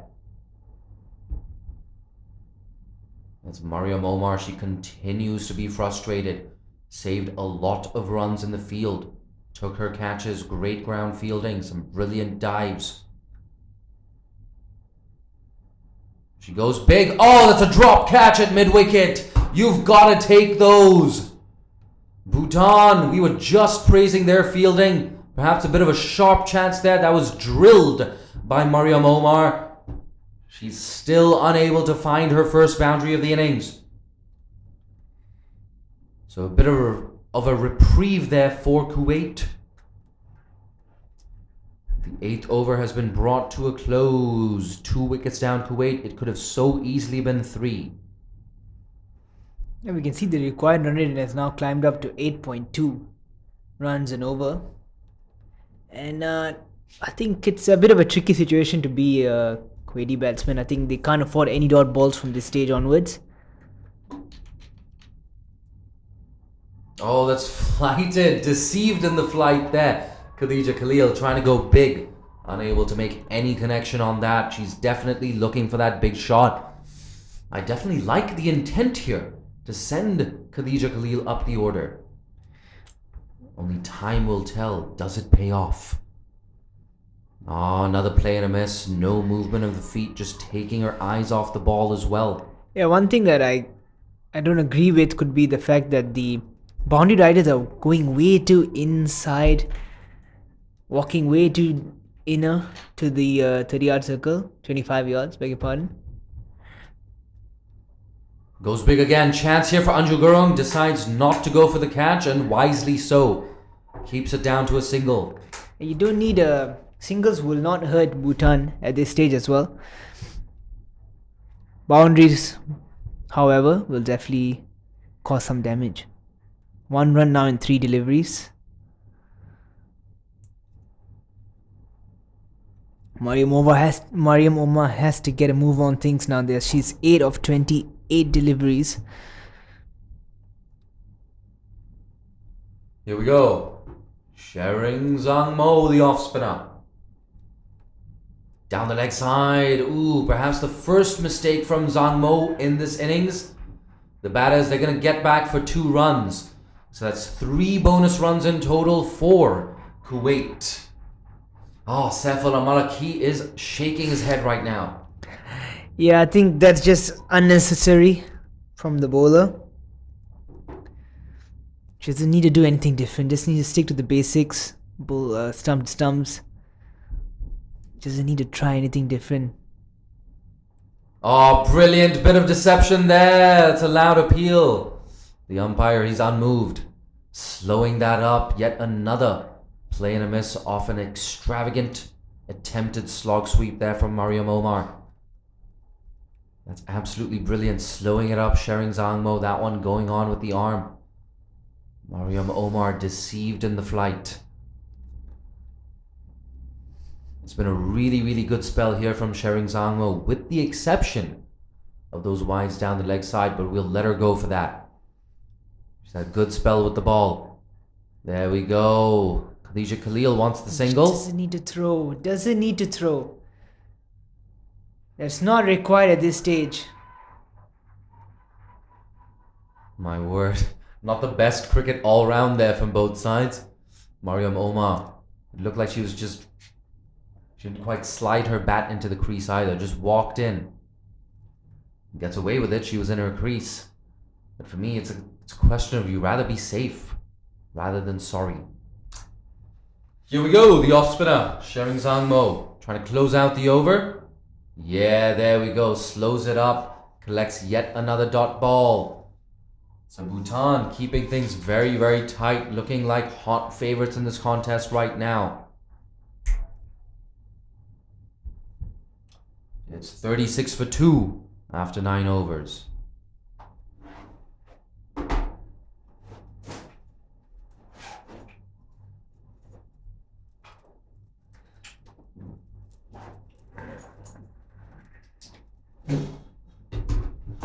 Our required run rate has now gone up to 7.7 runs an over.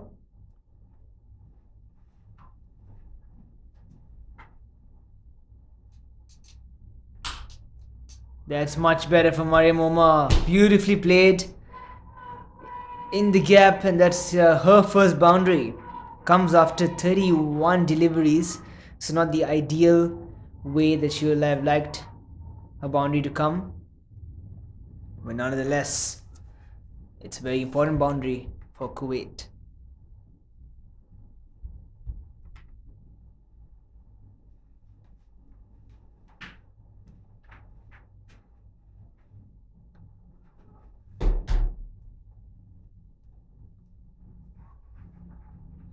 Single, boundary in a single, that's good cricket.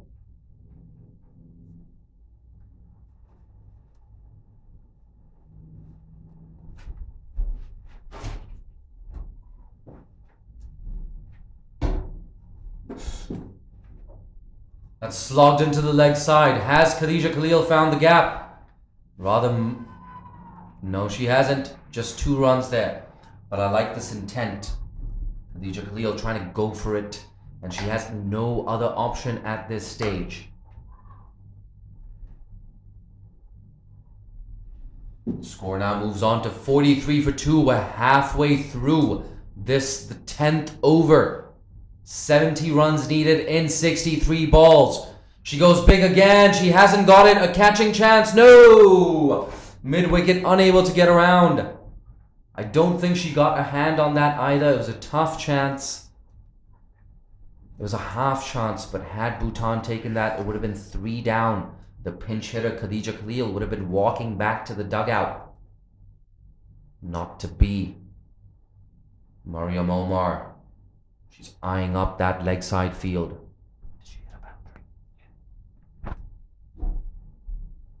Just minutes ago, she struck her first boundary. Will that be the shot that opens the floodgates here for Kuwait? Wide, tossed up. That's a misfield. I'm not sure if that was a bump ball. I believe it was. So Anju Gurung there, a misfield costing Bhutan a single. Khadija Khalil now back on strike. So this partnership is brewing for Kuwait.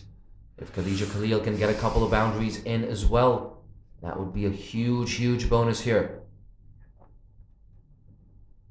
Come on, Khadija. You've got to go for it. Down the leg side. She's going to collect some free runs. There's work to do here for third man, who cuts it off quite easily. Yeah, I mean, this over has been a shocker of an over for Dechan Wangmo. Absolutely. 3 bonus runs. And it's the captain as well, Dechan Wangmo. You got to lead from the front. You can't be drifting or down leg. You cannot give free runs to the opposition. Khadija Khalil on strike. Goes big again. Straight to deep mid wicket. Deep square leg, rather. It's a single. I wouldn't mind seeing an over from one of the fast bowlers. Just to get things back on track for themselves. And it's a water break. Absolutely the halfway point in this chase. 46 for 2, Kuwait.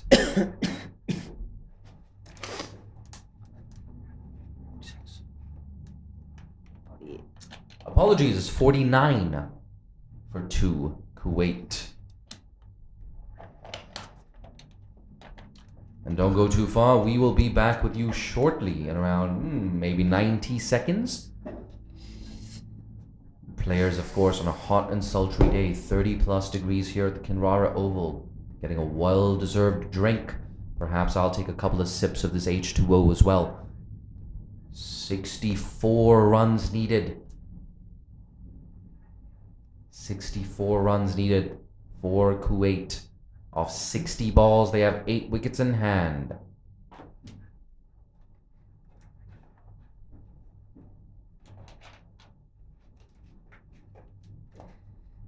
Yeah, I think Bhutan, 1 wicket now would just sort of pull things back in their direction. The pendulum is sort of swinging into Kuwait's way at the moment. 64 runs in 10 overs isn't a mighty feat to accomplish, but a couple of dot balls in there will sort of get them panicky a bit. And could that last over be the catalyst though for Kuwait?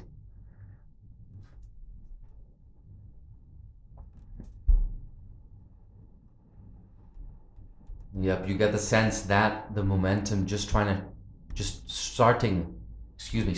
to shift. You gotta love these little blunders, these little bloopers in the commentary box. Much like any other profession and many aspects of life, you need to retain the ability to laugh and learn from your mistakes. 64 needed now off 60 deliveries. The umpire signals to the scorers that we're ready to get underway yet again. I like this. Khadija Khalil batting on 11 off 12. Yeah, make that 11 off 13. A dot ball to kick off Shering Zangmo's final over. Yeah, I mean, a great way to just accumulate dot balls is to make them play that cut shot. Something that international cricketers do very often.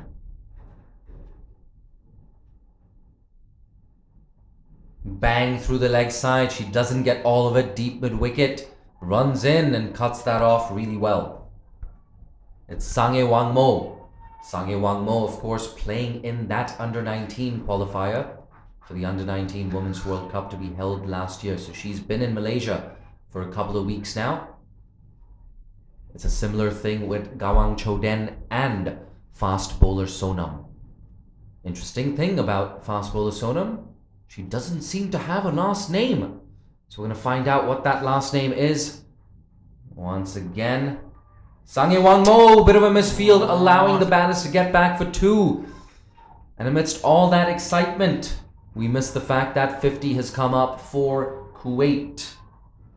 Make that 52 off 10.3 overs. They've only lost 2 wickets. A good foundation here for the Kuwaiti batters to finish off this innings. We were talking about how Bhutan were in the back seat around 10 or 15 minutes ago, and how quickly things change here at the Kinrara Oval.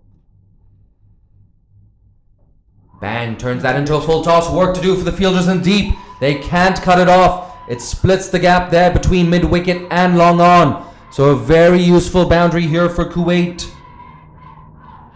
You can hear that dugout. They know exactly how important that boundary was. not just for the team, but also for Mariam Omar. It's her second boundary. She's well into her innings. Shering Zhangmo's final over not going according to plan. Yeah, I mean, that's exactly what I was talking about. The fielders were way too inside, and that creates them to not be able to cover those balls. Turned away. Very good calling here from Kuwait and very good cricket. They picked up the boundary, now they pick up the single. Keeps that scoreboard ticking, and it keeps Kuwait in control of this chase.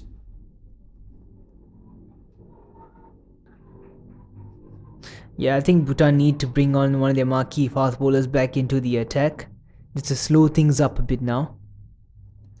She goes big. Khadija Khalil doesn't get all of it. It's going to land in no man's land. Yeshe Choden runs around and cuts off that second run.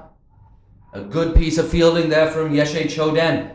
We have 9 overs left. 55 needed off 54. Kuwait have 8 wickets in hand.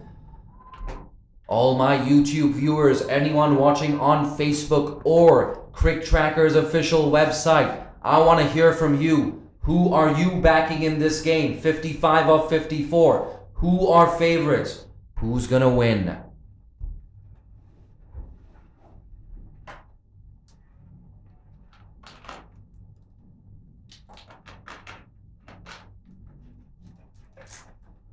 Dechan Wangmo, the skipper and leg spinner. She's been shoveled into the leg side. There's a big gap there. Deep mid wicket, runs around, does well. Just a single there. Gawang Choden just holding her shoulder there. The under-19 skipper, the left-handed opener. A good piece of work, I beg your pardon, in the deep.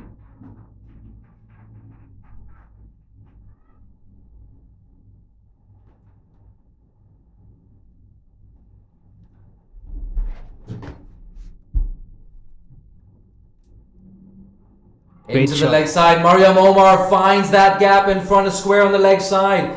Another boundary in quick succession for the right-handed opener.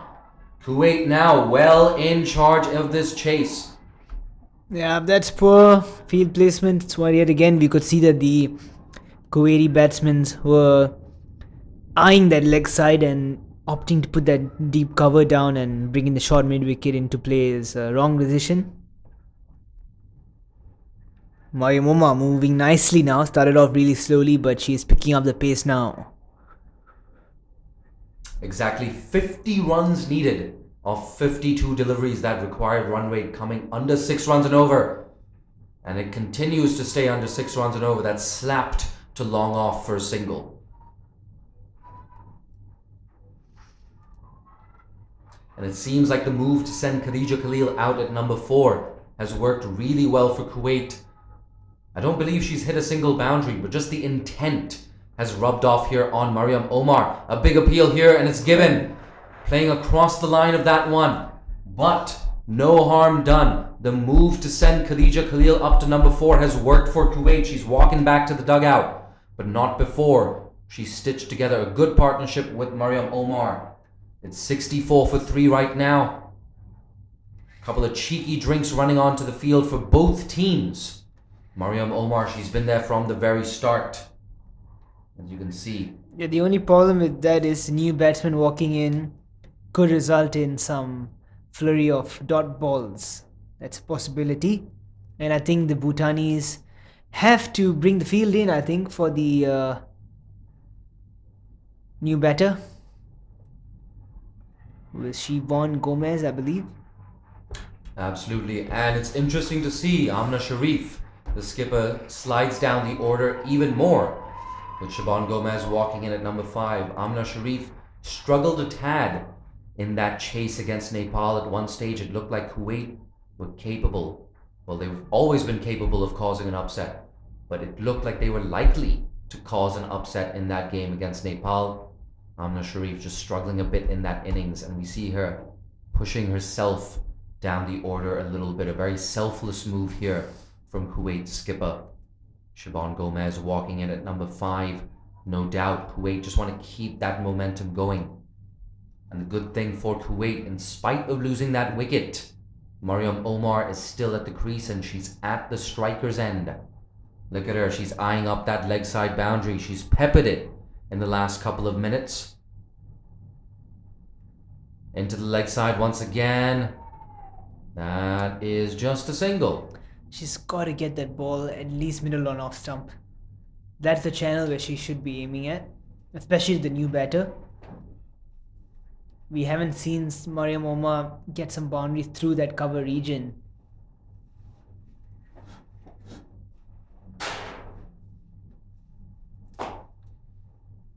The leg spinner has been lofted over the offside. Will this find the gap? Yes, just about. Anju Gurung does the tidying up, but she cannot prevent a very useful 2 runs for Bhutan. Apologies for Kuwait there. Useful 2 runs for Siobhan Gomez brings that over to a close. Yeah, a bit streaky from Mariam Omar, but still collects a couple of runs nonetheless.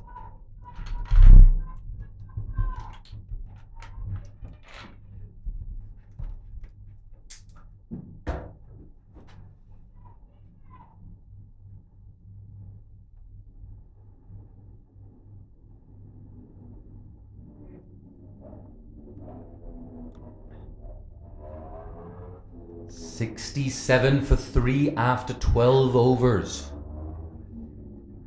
46 needed off 48. 7 wickets in hand. We have a change in bowling. The right arm seamer Tashi Cheki into the attack for the first time today.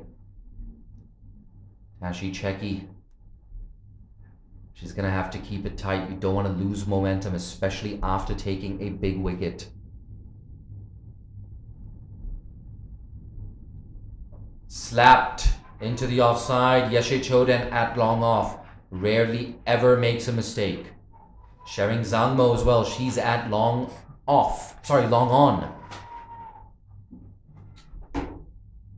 The other fielders on the boundary. We've got a deep cover as well. And of course, a deep mid-wicket. 4 fielders on the boundary here.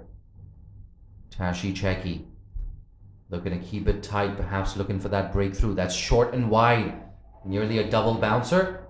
Signaled wide by the umpire. We said she had to keep it tight. That's not very tight.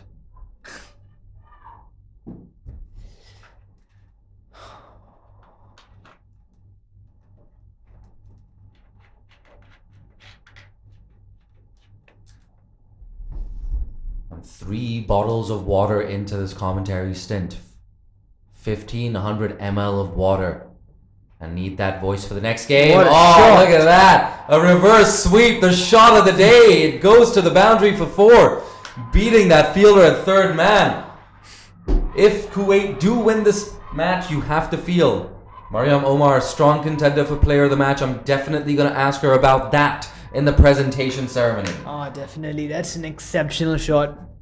Out of nowhere. I'd never expected that to have been played. I think that's the first reverse sweep I've seen of this tournament as well. Brilliantly played by Mariam Omar. For me, it's the second. I just cannot put my finger on who that first person was. But that's okay. Kuwait, they don't care. They've got 4 runs. They've got a target to chase. And they're in the box seat. Here we go. Mariam Omar. Will she do it again? No, she's going to tuck it away off her hips for a single. What smart cricket here from Mariam Omar. Picks up a boundary. Picks up a single. Scoreboard pressure here for Bhutan.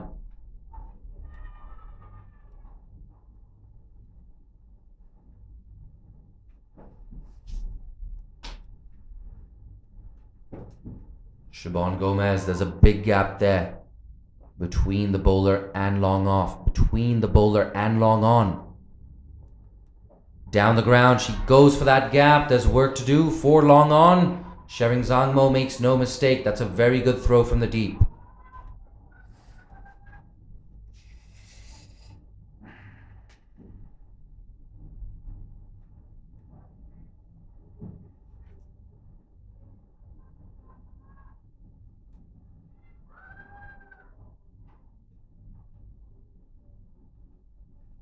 Tashi Cheki. That's Fuller. Picked up over the leg side. Will that be a boundary? Could be a couple of runs. Yeah, it's going to be a couple of runs. Saifullah Malik with a better view than I do. My view being blocked by a massive black curtain. Bit of a blind spot there for me, but that's okay. That's why it's great to have a co-pilot here in the comm box, Saifullah Malik, bringing you unique insights. Loves making comments on field changes, bowling changes. That's nudged away. A quick single. Tashi Cheki unable to collect.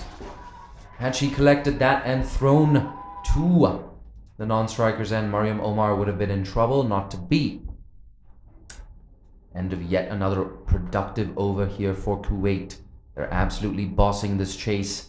You've got to say, probably 80-20 favorites right now to come up trumps in this contest against Bhutan. Yeah, definitely. Just 35 runs required now of, I believe, 7 overs. Should be a walk in the park for Kuwait. Required run rate, an exact 5 runs an over from now.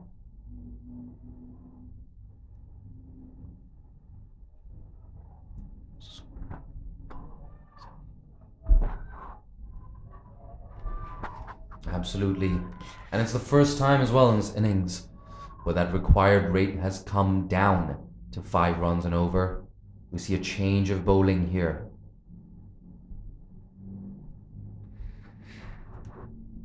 In fact, there we go, Dechan Wangmo having yet another change of heart. And you get the feeling she's got to introduce either Sonam or Anju Gurung. That's exactly what she does. Sonam is into the attack. She has 2 overs left. Anju Gurung has another 2 overs left.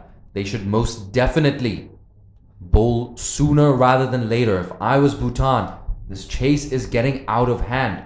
I'd go bang, bang with Sonam and Anju Gurung right now. Try to get this momentum back. Try to get Mariam Omar out right now. Yeah, you've got to be aggressive. They definitely need Mariam Omar's wicket.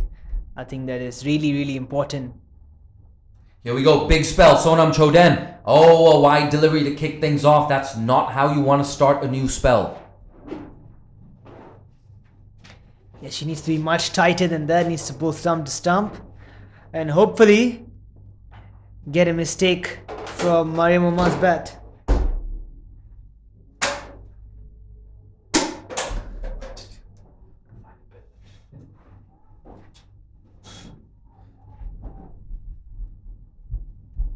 Bhutan fans. They're looking to Sonam for a breakthrough. Can she provide it? Bang! That's slapped through the offside, finds the fielder. Dot ball nonetheless. From Kuwait's perspective, even if only 3 runs or something in that region come off this over, as long as you survive the over, you take the game deep, you deprive this Bhutanese spearhead of the wickets she so craves, that's a win for you.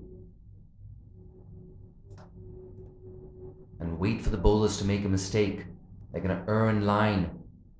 You will get a couple of extras here and there, pick up a couple of singles. If a loose ball comes, then yes, put that away. Tense moments here at the Kinrara Oval. Tension in that Kuwaiti dugout, tension on the field, yet another close game. Oh, a play and a miss. That was an interesting decision. Very, very close to those blue parameters. A bit harsh, I must say, from the umpire. Felt like he went under the bat of Mariam Omar as well.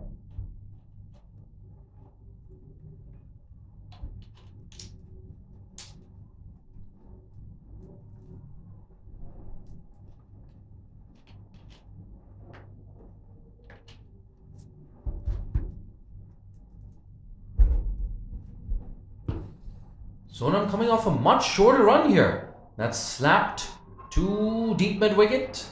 They're looking for 2. They're going to try and come back for it. There's a chance here. That was a very strong throw, but Sonam should have been up to the stumps there.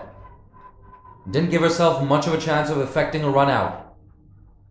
She was standing far too far behind those stumps. You have to be closer to the stumps, collect that on the full and try and whip the bails off. Mariam Omar on strike. This has been a good over for Kuwait. Coming off a shorter run. Bang over the offside. She's going to collect another 2. Look at that. They're going to come back. And it looks like they're going to make it quite easily. Yes, they do. Second 2 in this over. So this bowling change not quite going to plan for Bhutan. Sonam unable to pick up that wicket. Coming off a shorter run, perhaps because Bhutan are behind on that over rate. The game is supposed to end in 14 minutes from now. So Bhutan behind on their over rate. That's an ambitious appeal. Turned down. So once again, it looks like the commentators are going to get a very short lunch break here. I'm going to have to eat my fish sambal, egg sambal, while commentating on that next game. Yeah. Take 2 bites in between overs. Take 45 minutes to eat lunch. It's all for a good cause, though. It's been a great tournament. That's clothed into the leg side for a single. But like we said, it's been a really good tournament. It's roared to life in the last day or 2. This is the second consecutive game I've commentated on, which has gone really close. That game between Singapore and Oman going down to the last over. Singapore winning with 1 ball to spare. Vinu Kumar really making a name for herself. Sonam off a short run. Slap down the ground. Work to do here for mid-off. Long off, I beg your pardon. That's a bit of a wayward throw. And that brings another good over for Kuwait to a close. Yeah, I think Kuwait are definitely favourites from this point onwards. Definitely don't see them losing this match. They need another 28 runs from 37 deliveries.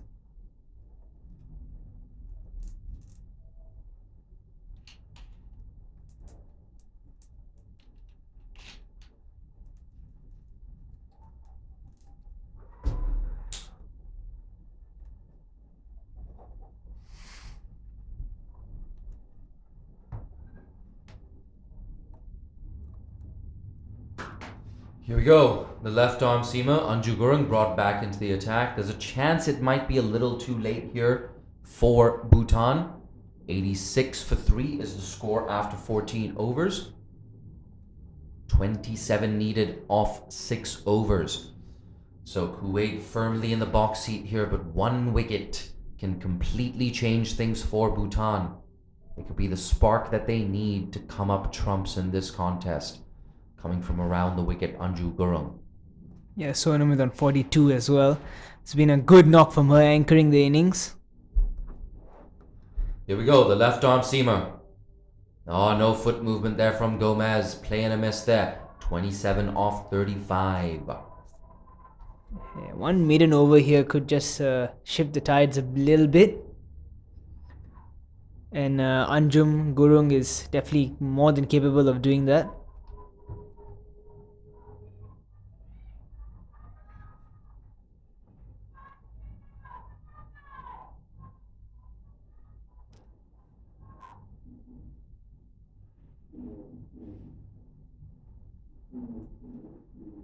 Anju Gurung. Oh, another play and a miss, just fending that one outside the off stump. So consecutive dot balls here for Anju Gurung. Yeah, so nothing short really from I believe it's Siobhan Gomez. She's got to be looking more positive than this. I mean, you still got to play according to merit. Absolutely classic stuff here from the left arm seamer. Angle in, shape away. There she goes again. That's a no ball. It looked like she really messed up her run on that occasion. Just kind of lost her rhythm there. And when that happens, the best thing to do as a bowler is just pull out. But once again, that pressure of a slow over rate, it looks like it's just telling on Bhutan. She's got her hands on her head because she knows, I'm Anju Gurung. I'm the spearhead of this attack. It's been that way for years. And I have higher standards for myself. Gives away a free run. And a potentially massive moment in this game, in this chase. Siobhan Gomez facing a free hit. What can she do? Goes bang through the offside. Yeshe Choden will keep it down to a single. So Anju Gurung a little lucky to get away with that one. Siobhan Gomez backing away, unable to find the fence. But really good stuff here from Kuwait. They're firmly in command of this chase. Mariam Omar, she's been there from the start. 2 for 20 with the ball, a brilliant display in the field. And now she's firing with the bat. Through the offside, Yeshe Chodan, she's been in the thick of things. She hasn't made a single mistake. Keeps that down to 1. But at this point, Bhutan, they need wickets, they need dot balls, especially the wicket of Mariam Omar looking so dangerous. Siobhan Gomez walking in at number 5. It's her non-striking partner, however, who's had the lion's share of the strike. Gomez on strike. That's well bowled. It's the 3rd time in this over that Gomez has played and missed to a delivery outside the off stump. And I wonder, if I am Anju Gurung, do I mix it up with one that just goes on with the angle, perhaps a Yorker? Yeah, she's got to bowl this ball into the stumps, I believe. I completely agree, Seth. Target those stumps. Anju Gurung, last ball of her 3rd over. And she knocked him over. There we go. We were just speaking of that. Perhaps a little fortuitous there for Anju Gurung. An inside edge there from Siobhan Gomez, and it's 4 wickets down for Kuwait. Perhaps a bit of a lifeline here. Can they capitalize on this?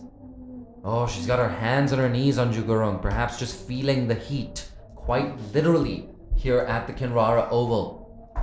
And finally, walking in at number 6. She's pushed herself down the order, but she's walking in now. The Kuwaiti skipper, Amna Sharif. A punch of the gloves. That was interesting. Siobhan Gomez trying to go for a punch of the gloves. Amna Sharif, she's too focused. She didn't even notice. Walked right past her teammate. Here we go. Mariam Omar. Amna Sharif at the crease. The captain and the former captain. Out there in the middle. Trying to stitch together a partnership that takes Kuwait past this 112 total of Bhutan.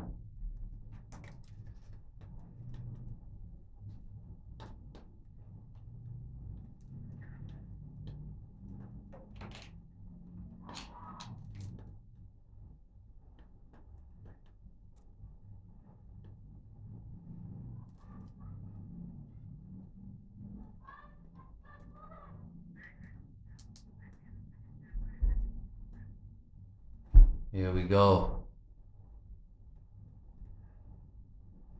You can cut the tension with the knife edge right now. Here's Tashi Cheki. Interesting change of bowling. That's down the leg side. It looks like there's bat on that, so she gets away with that, just a single. I wonder if fast bowler Sonam is injured, in fact, which is why she's been taken out of the attack. Yeah, but nonetheless, I think a new batter comes in. They need to apply some pressure on the new batsman now. Just get as many dot balls as possible. Maybe bring the cover in and bowl on the off-stump channel.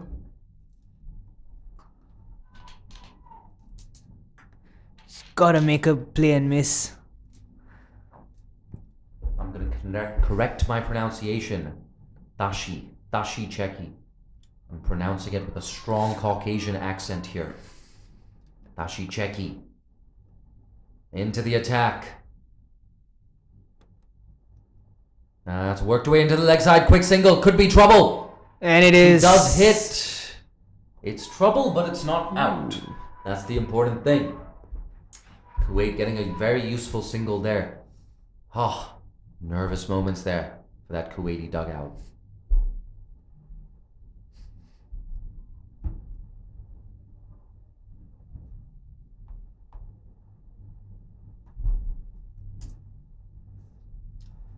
And Mariam Omar back on strike. Tashi Cheki's bowling to her.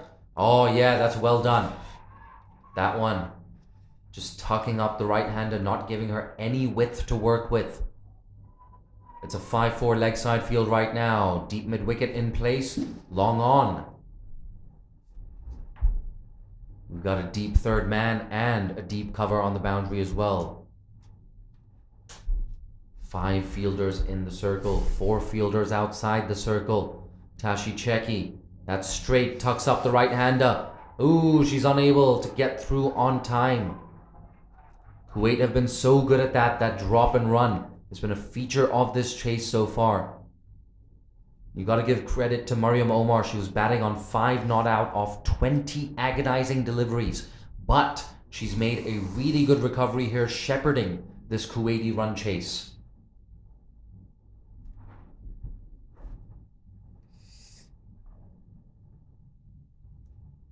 Say that again. Say that again. Oh, that's taken at backward point. The big wicket of Amna Sharif. And just as importantly, a dot ball as well for Tashi Cheki. So yeah, there you go. 5 wickets down. Kuwait have now lost half their side. Bhutan coming back into this game, and it's the skipper. She is walking back to the pavilion. Yeah, great hands by the point fielder. Not easy at all. Take that. The important thing, of course, Mr. Saifullah Malik, is Mariam Omar. She's still at the crease. She's been the Lone Ranger for the Kuwait.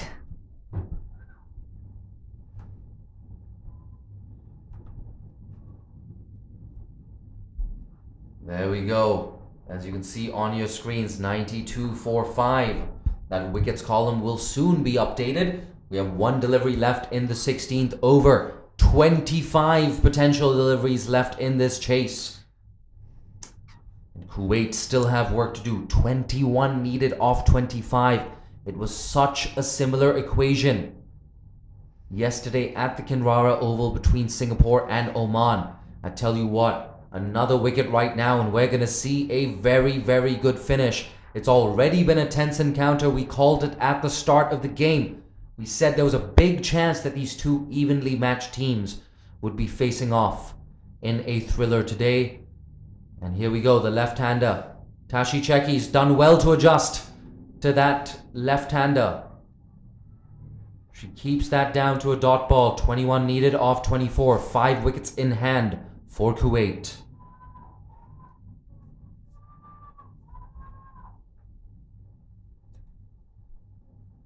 Saifullah Malik, 21 needed off 24 deliveries. Where's your money?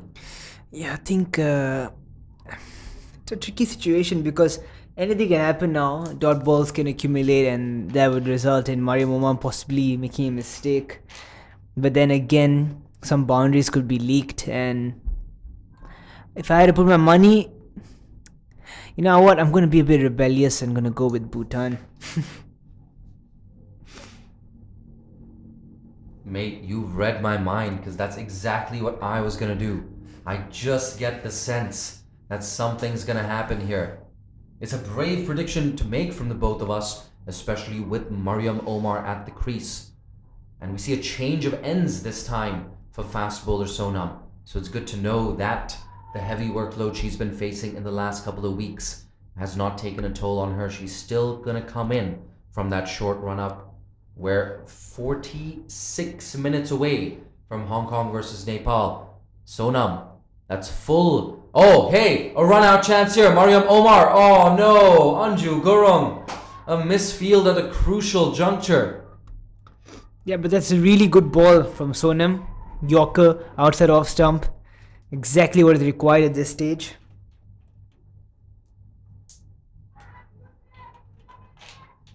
Interesting moment just now in the commentary box. I swear that crow was eyeballing me.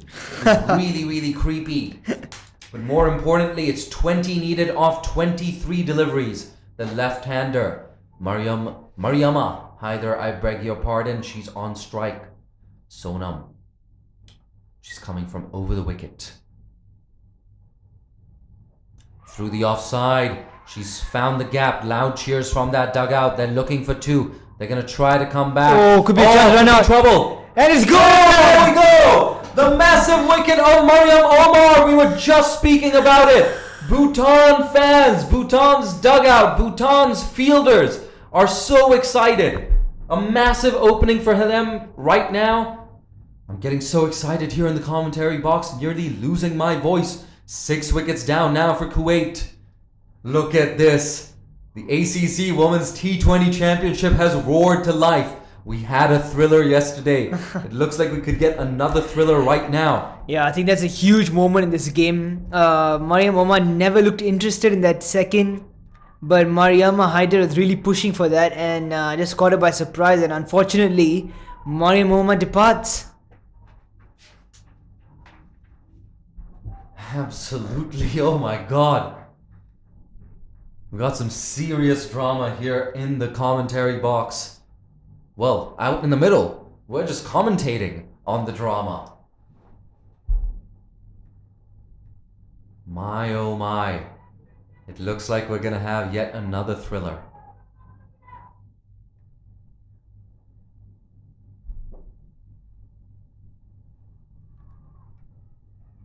And that's a dot ball.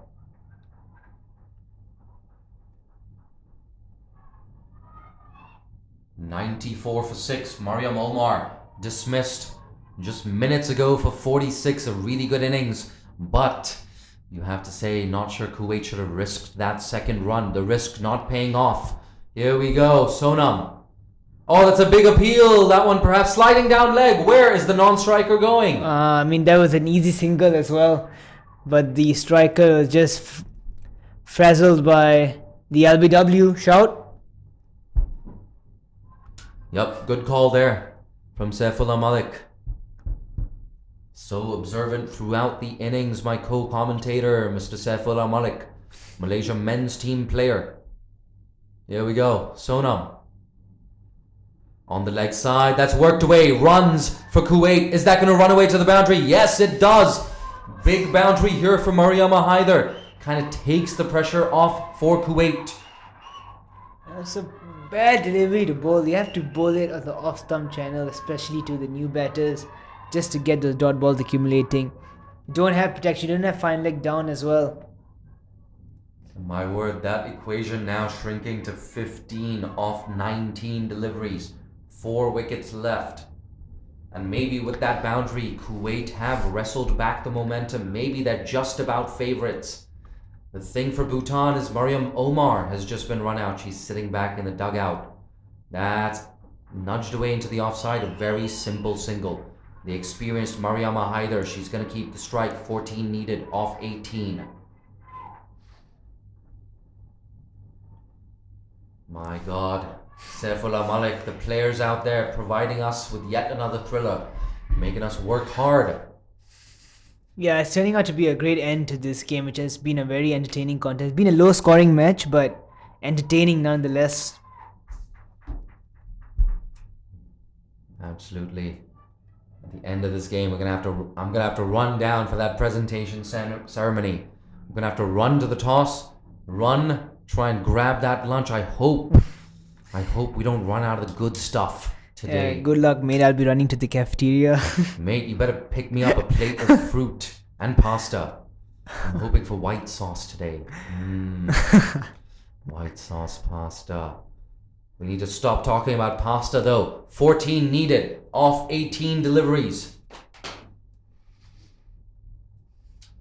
Tashi Cheki. Interesting move here. She's going to continue. Oh, that's up in the air. It's a chance. You've got to take it, Bhutan. No, it's put down. The batters, they scamper through for 2. Oh my word. If that catch was taken, it would have been a wicket and a dot ball. But not to be. That catch going down from Bhutan. Another life here for Mariama Haider.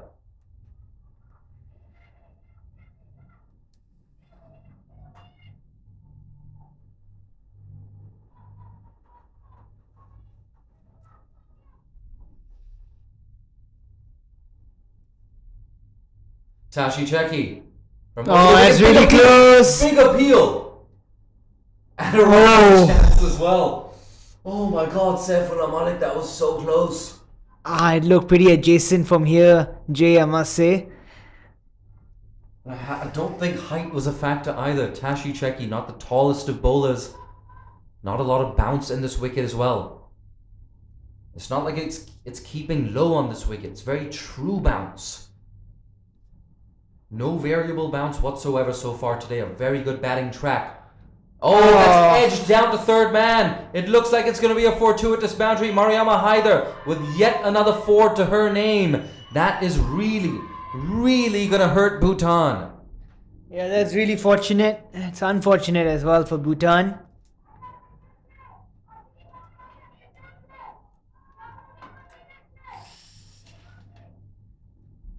Another 8 runs.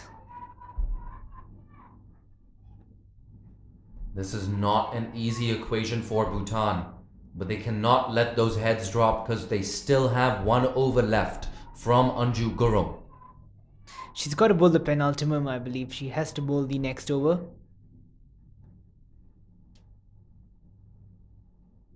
Absolutely no other option for Bhutan. But they need to get out of this over. That's guided away down to third man. Run out chance. Yeshe Choden. Oh, a direct hit would have seen the new batter at the crease, Maria Josvi, out of her crease. Not to be, however. We still have a delivery left in this over, I believe. And the countdown begins. 7 runs needed for Kuwait.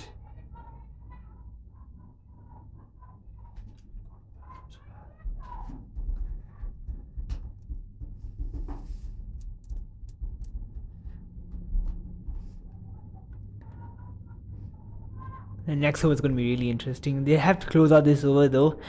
Gotta make the batsman play that cut shot. Come on, Maria Josvi. Say the Kuwait dugout. Round arm action. Pushed into the offside. Big run out chance. Oh, she goes. She had a lot of time. She didn't have to go for the backhand flick. Could have turned around and taken a proper shy at the stumps. Tashi Cheki, it's easier said than done, however. She had to think on her feet, and I don't think she chose the best option. Yeah, they've got to not panic at this stage. And we can clearly see what Kuwait is trying to do. They're just getting bat on ball and they're running. Even if it's going straight to the bowler's hand, they're going to run. They need to be composed now. 6 runs needed. Kuwait have the luxury of 13 deliveries. Tashi Cheki. That's in the air. Mariama Haida. She hasn't gotten all of it, but she's going to get 1. Oh, this could be 2. Poor. Very poor. No. 4 required now off 12 deliveries. End of the over. 109 for 6 Kuwait. They're in the box seat. They've got to bring the field in. They need to not give away singles now. That is really important, I believe.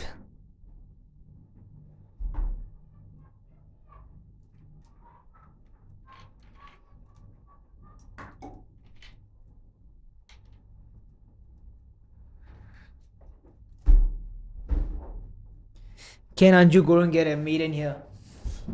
Setting up the final over to be really, really fascinating. If there's anyone that can do something special here, it's Anju Gurung, the left armour.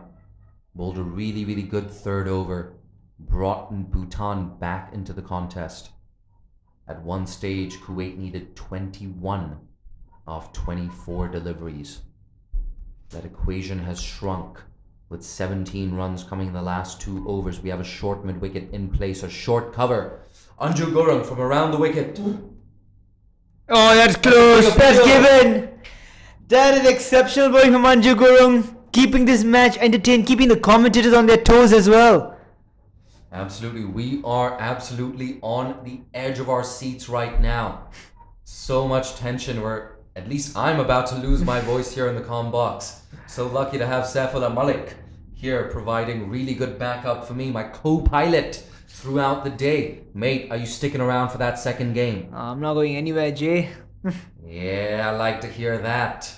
Number 11 walking to the crease. Jersey number 11, I beg your pardon. Shanti Balasubramaniam. Walking in at number 9, 109 for 7. 4 required off 11 deliveries. Mariama Haida, the senior partner at the crease. Bhutan, they want wickets, or at the very least, they want to keep Balasubramanian on strike. Gotta look at it another way. There's 3 wickets remaining, Anju Gurung, beg your pardon. I love this field set right now. It's a 6-3 offside field. Short cover. Skipper. She's taken the responsibility. She is right there at short cover. Backward point. Apologies, gully. We have a short gully. Backward point as well. Not on the edge of that 25-yard circle. A few yards in. 4 off 10. Anju Gurung. That's pushed away. Oh, they're looking for Run out that signal. They're chance. not going to get it. Given. Oh no. That My looked word, pretty Saifullah close. Malik. That looked pretty close. A wicket for run and out. 2 dot balls. We only have 3 wickets left. Are you still backing Bhutan? I'm gonna go with my gut. I'm still gonna go with Bhutan. I'm gonna go with my gut as well. Something just tells me it's gonna be Bhutan's game. The Kuwaiti fans not happy with me right now. They're nervous. It's 4 off 9. Anju Gurung from around the wicket. Pushed into the offside. Dechan Wangmo at short cover. Like we said, brilliant field setting here. This is exactly what you need to do. And we were talking about that wicket maiden. Rather, you were talking about it, Saifullah Malik. Seems like so far that prediction is looking good. 4 needed off 8. Where do Kuwait get their runs from? Anju Gurung. Great Bang shot. through the offside. That's a bit of a misfield. And they get through for that single. So, Mariama Haider back on strike. Saifullah Malik, what's your game plan if you're the left-hander? Boundary, single, what do you do? Well, I think definitely Mariama Haider is going to look for a big shot. And I think Bhutan wouldn't mind this as well because they've got, if they can get a dot ball here, they will get Maria Jaswi, I beg your pardon, the new batter, facing the next over.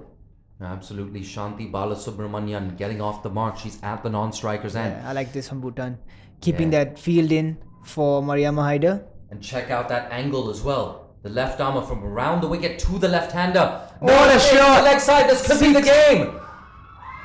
Is that 6? Yes! A 6 to end the game. Kuwait, they storm the outfield. Yet another thriller here at the Kinrara Oval.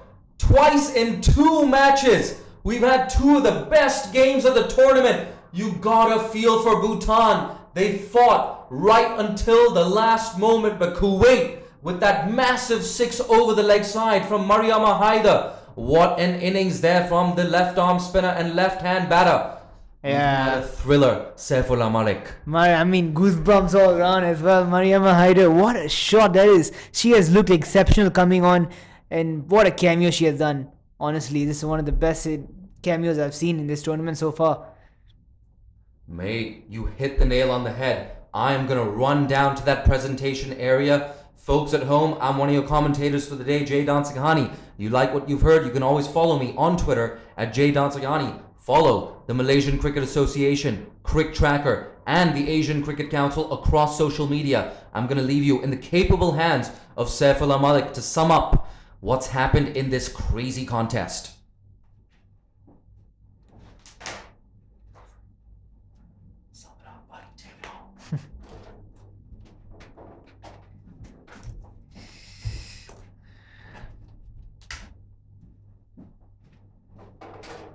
It's been a brilliant day of cricket and another exciting game ahead as well. I mean, all praise to Bhutan. I think they've done really well in this game. Has to be said. It's been a great show from them as well. But Kuwait, what an end to this game. We can see in the scoreboard now. Mariam Omar, she has been the main contributor in this innings. 46 of 52 deliveries. What a knock that is from Mariam Omar.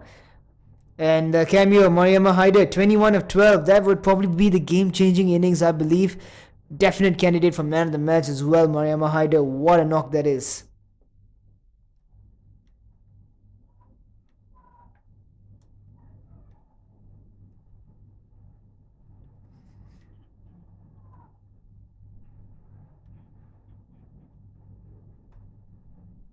And as for the bowling from Bhutan,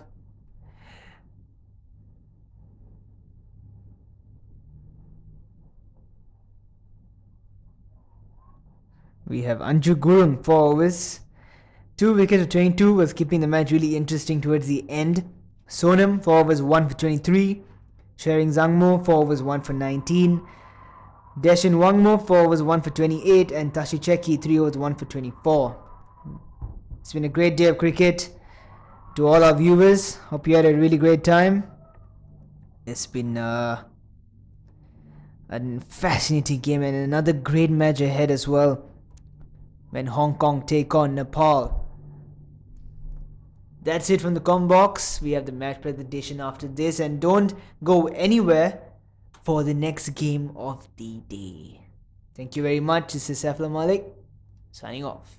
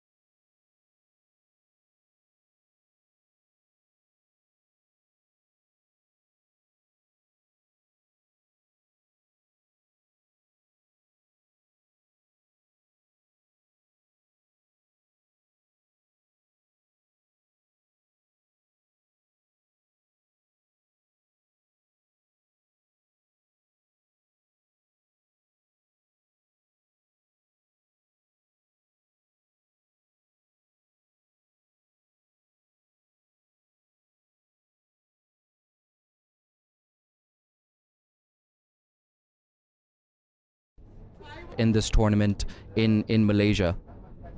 I think it's every country is suffering their batting performance, so next time we'll improve our batting and we'll come back.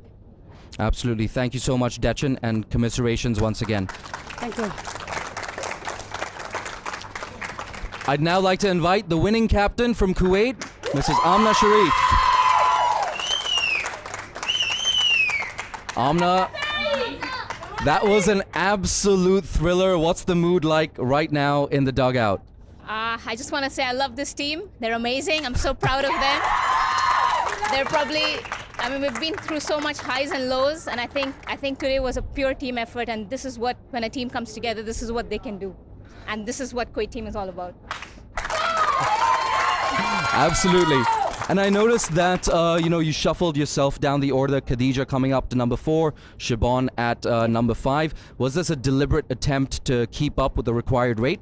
Yeah, obviously, I've not been up to the mark with my bat, and obviously there's no shame in accepting that. Whatever works best for the team, and I think the girls were asked to, go and do a job, and they delivered, and we could see how each batter really contributed. So if somebody can do better than the other, then obviously the team is very understanding of different spots and positions, and they're very flexible. So I think that's one of our stronger points as well. Amna, I'm not going to keep you any longer. Go enjoy with your team. Thank you so much. Thank you. And of course, there were a lot of fine performances today as well. I'm going to read you out the nominees for Player of the Match. Firstly, Mariam Omar, 45 of 52 and 1 for 20.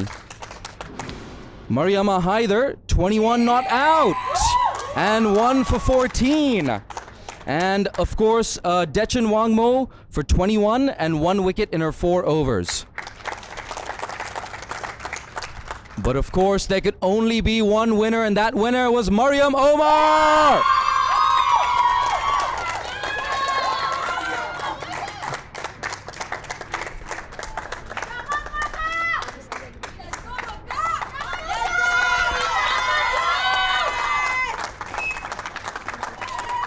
Haider, come. Haider, please come. Haider, please come.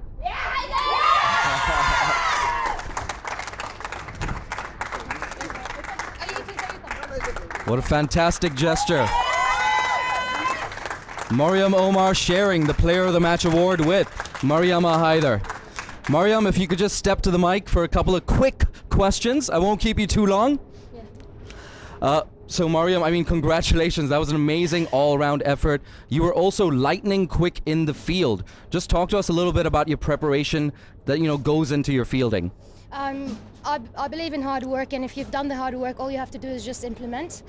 Fielding, I believe it's one of my strengths, and I enjoy my cricket. I like to sort of back my team and give it all on the ground, and I think it's very visible as well with my fielding. If you enjoy your game, you just, it shows, I think, so yeah. And in Australia, you've played with and against the likes of Elise Villani, Annabelle Sutherland, Meg Lanning. What's it like having that experience in a full member country, and how do you pass that on to the rest of the dugout? There's a lot that goes in the rooms as well. There's a lot of learnings. We talk about, just the tactics and understanding the situation of the game, the awareness, for example, like towards the end, like the last 5 overs, Bhutan players, they were just capitalizing on those singles. So we were aware of that situation, and we just, implemented what we needed to do. So it's just understanding the situation, and obviously we learn a lot from the dressing rooms and sharing that dressing room with people like those superstars that you've mentioned. So there's a lot of learnings. We're still halfway there, but I love the fighting spirit of the girls. This is nothing obviously without them. The winners shared with all the girls, and they've done the effort as well. So yeah. Mariam, congratulations on the win. So there you have it from the presentation ceremony. A win for Kuwait in an absolute thriller.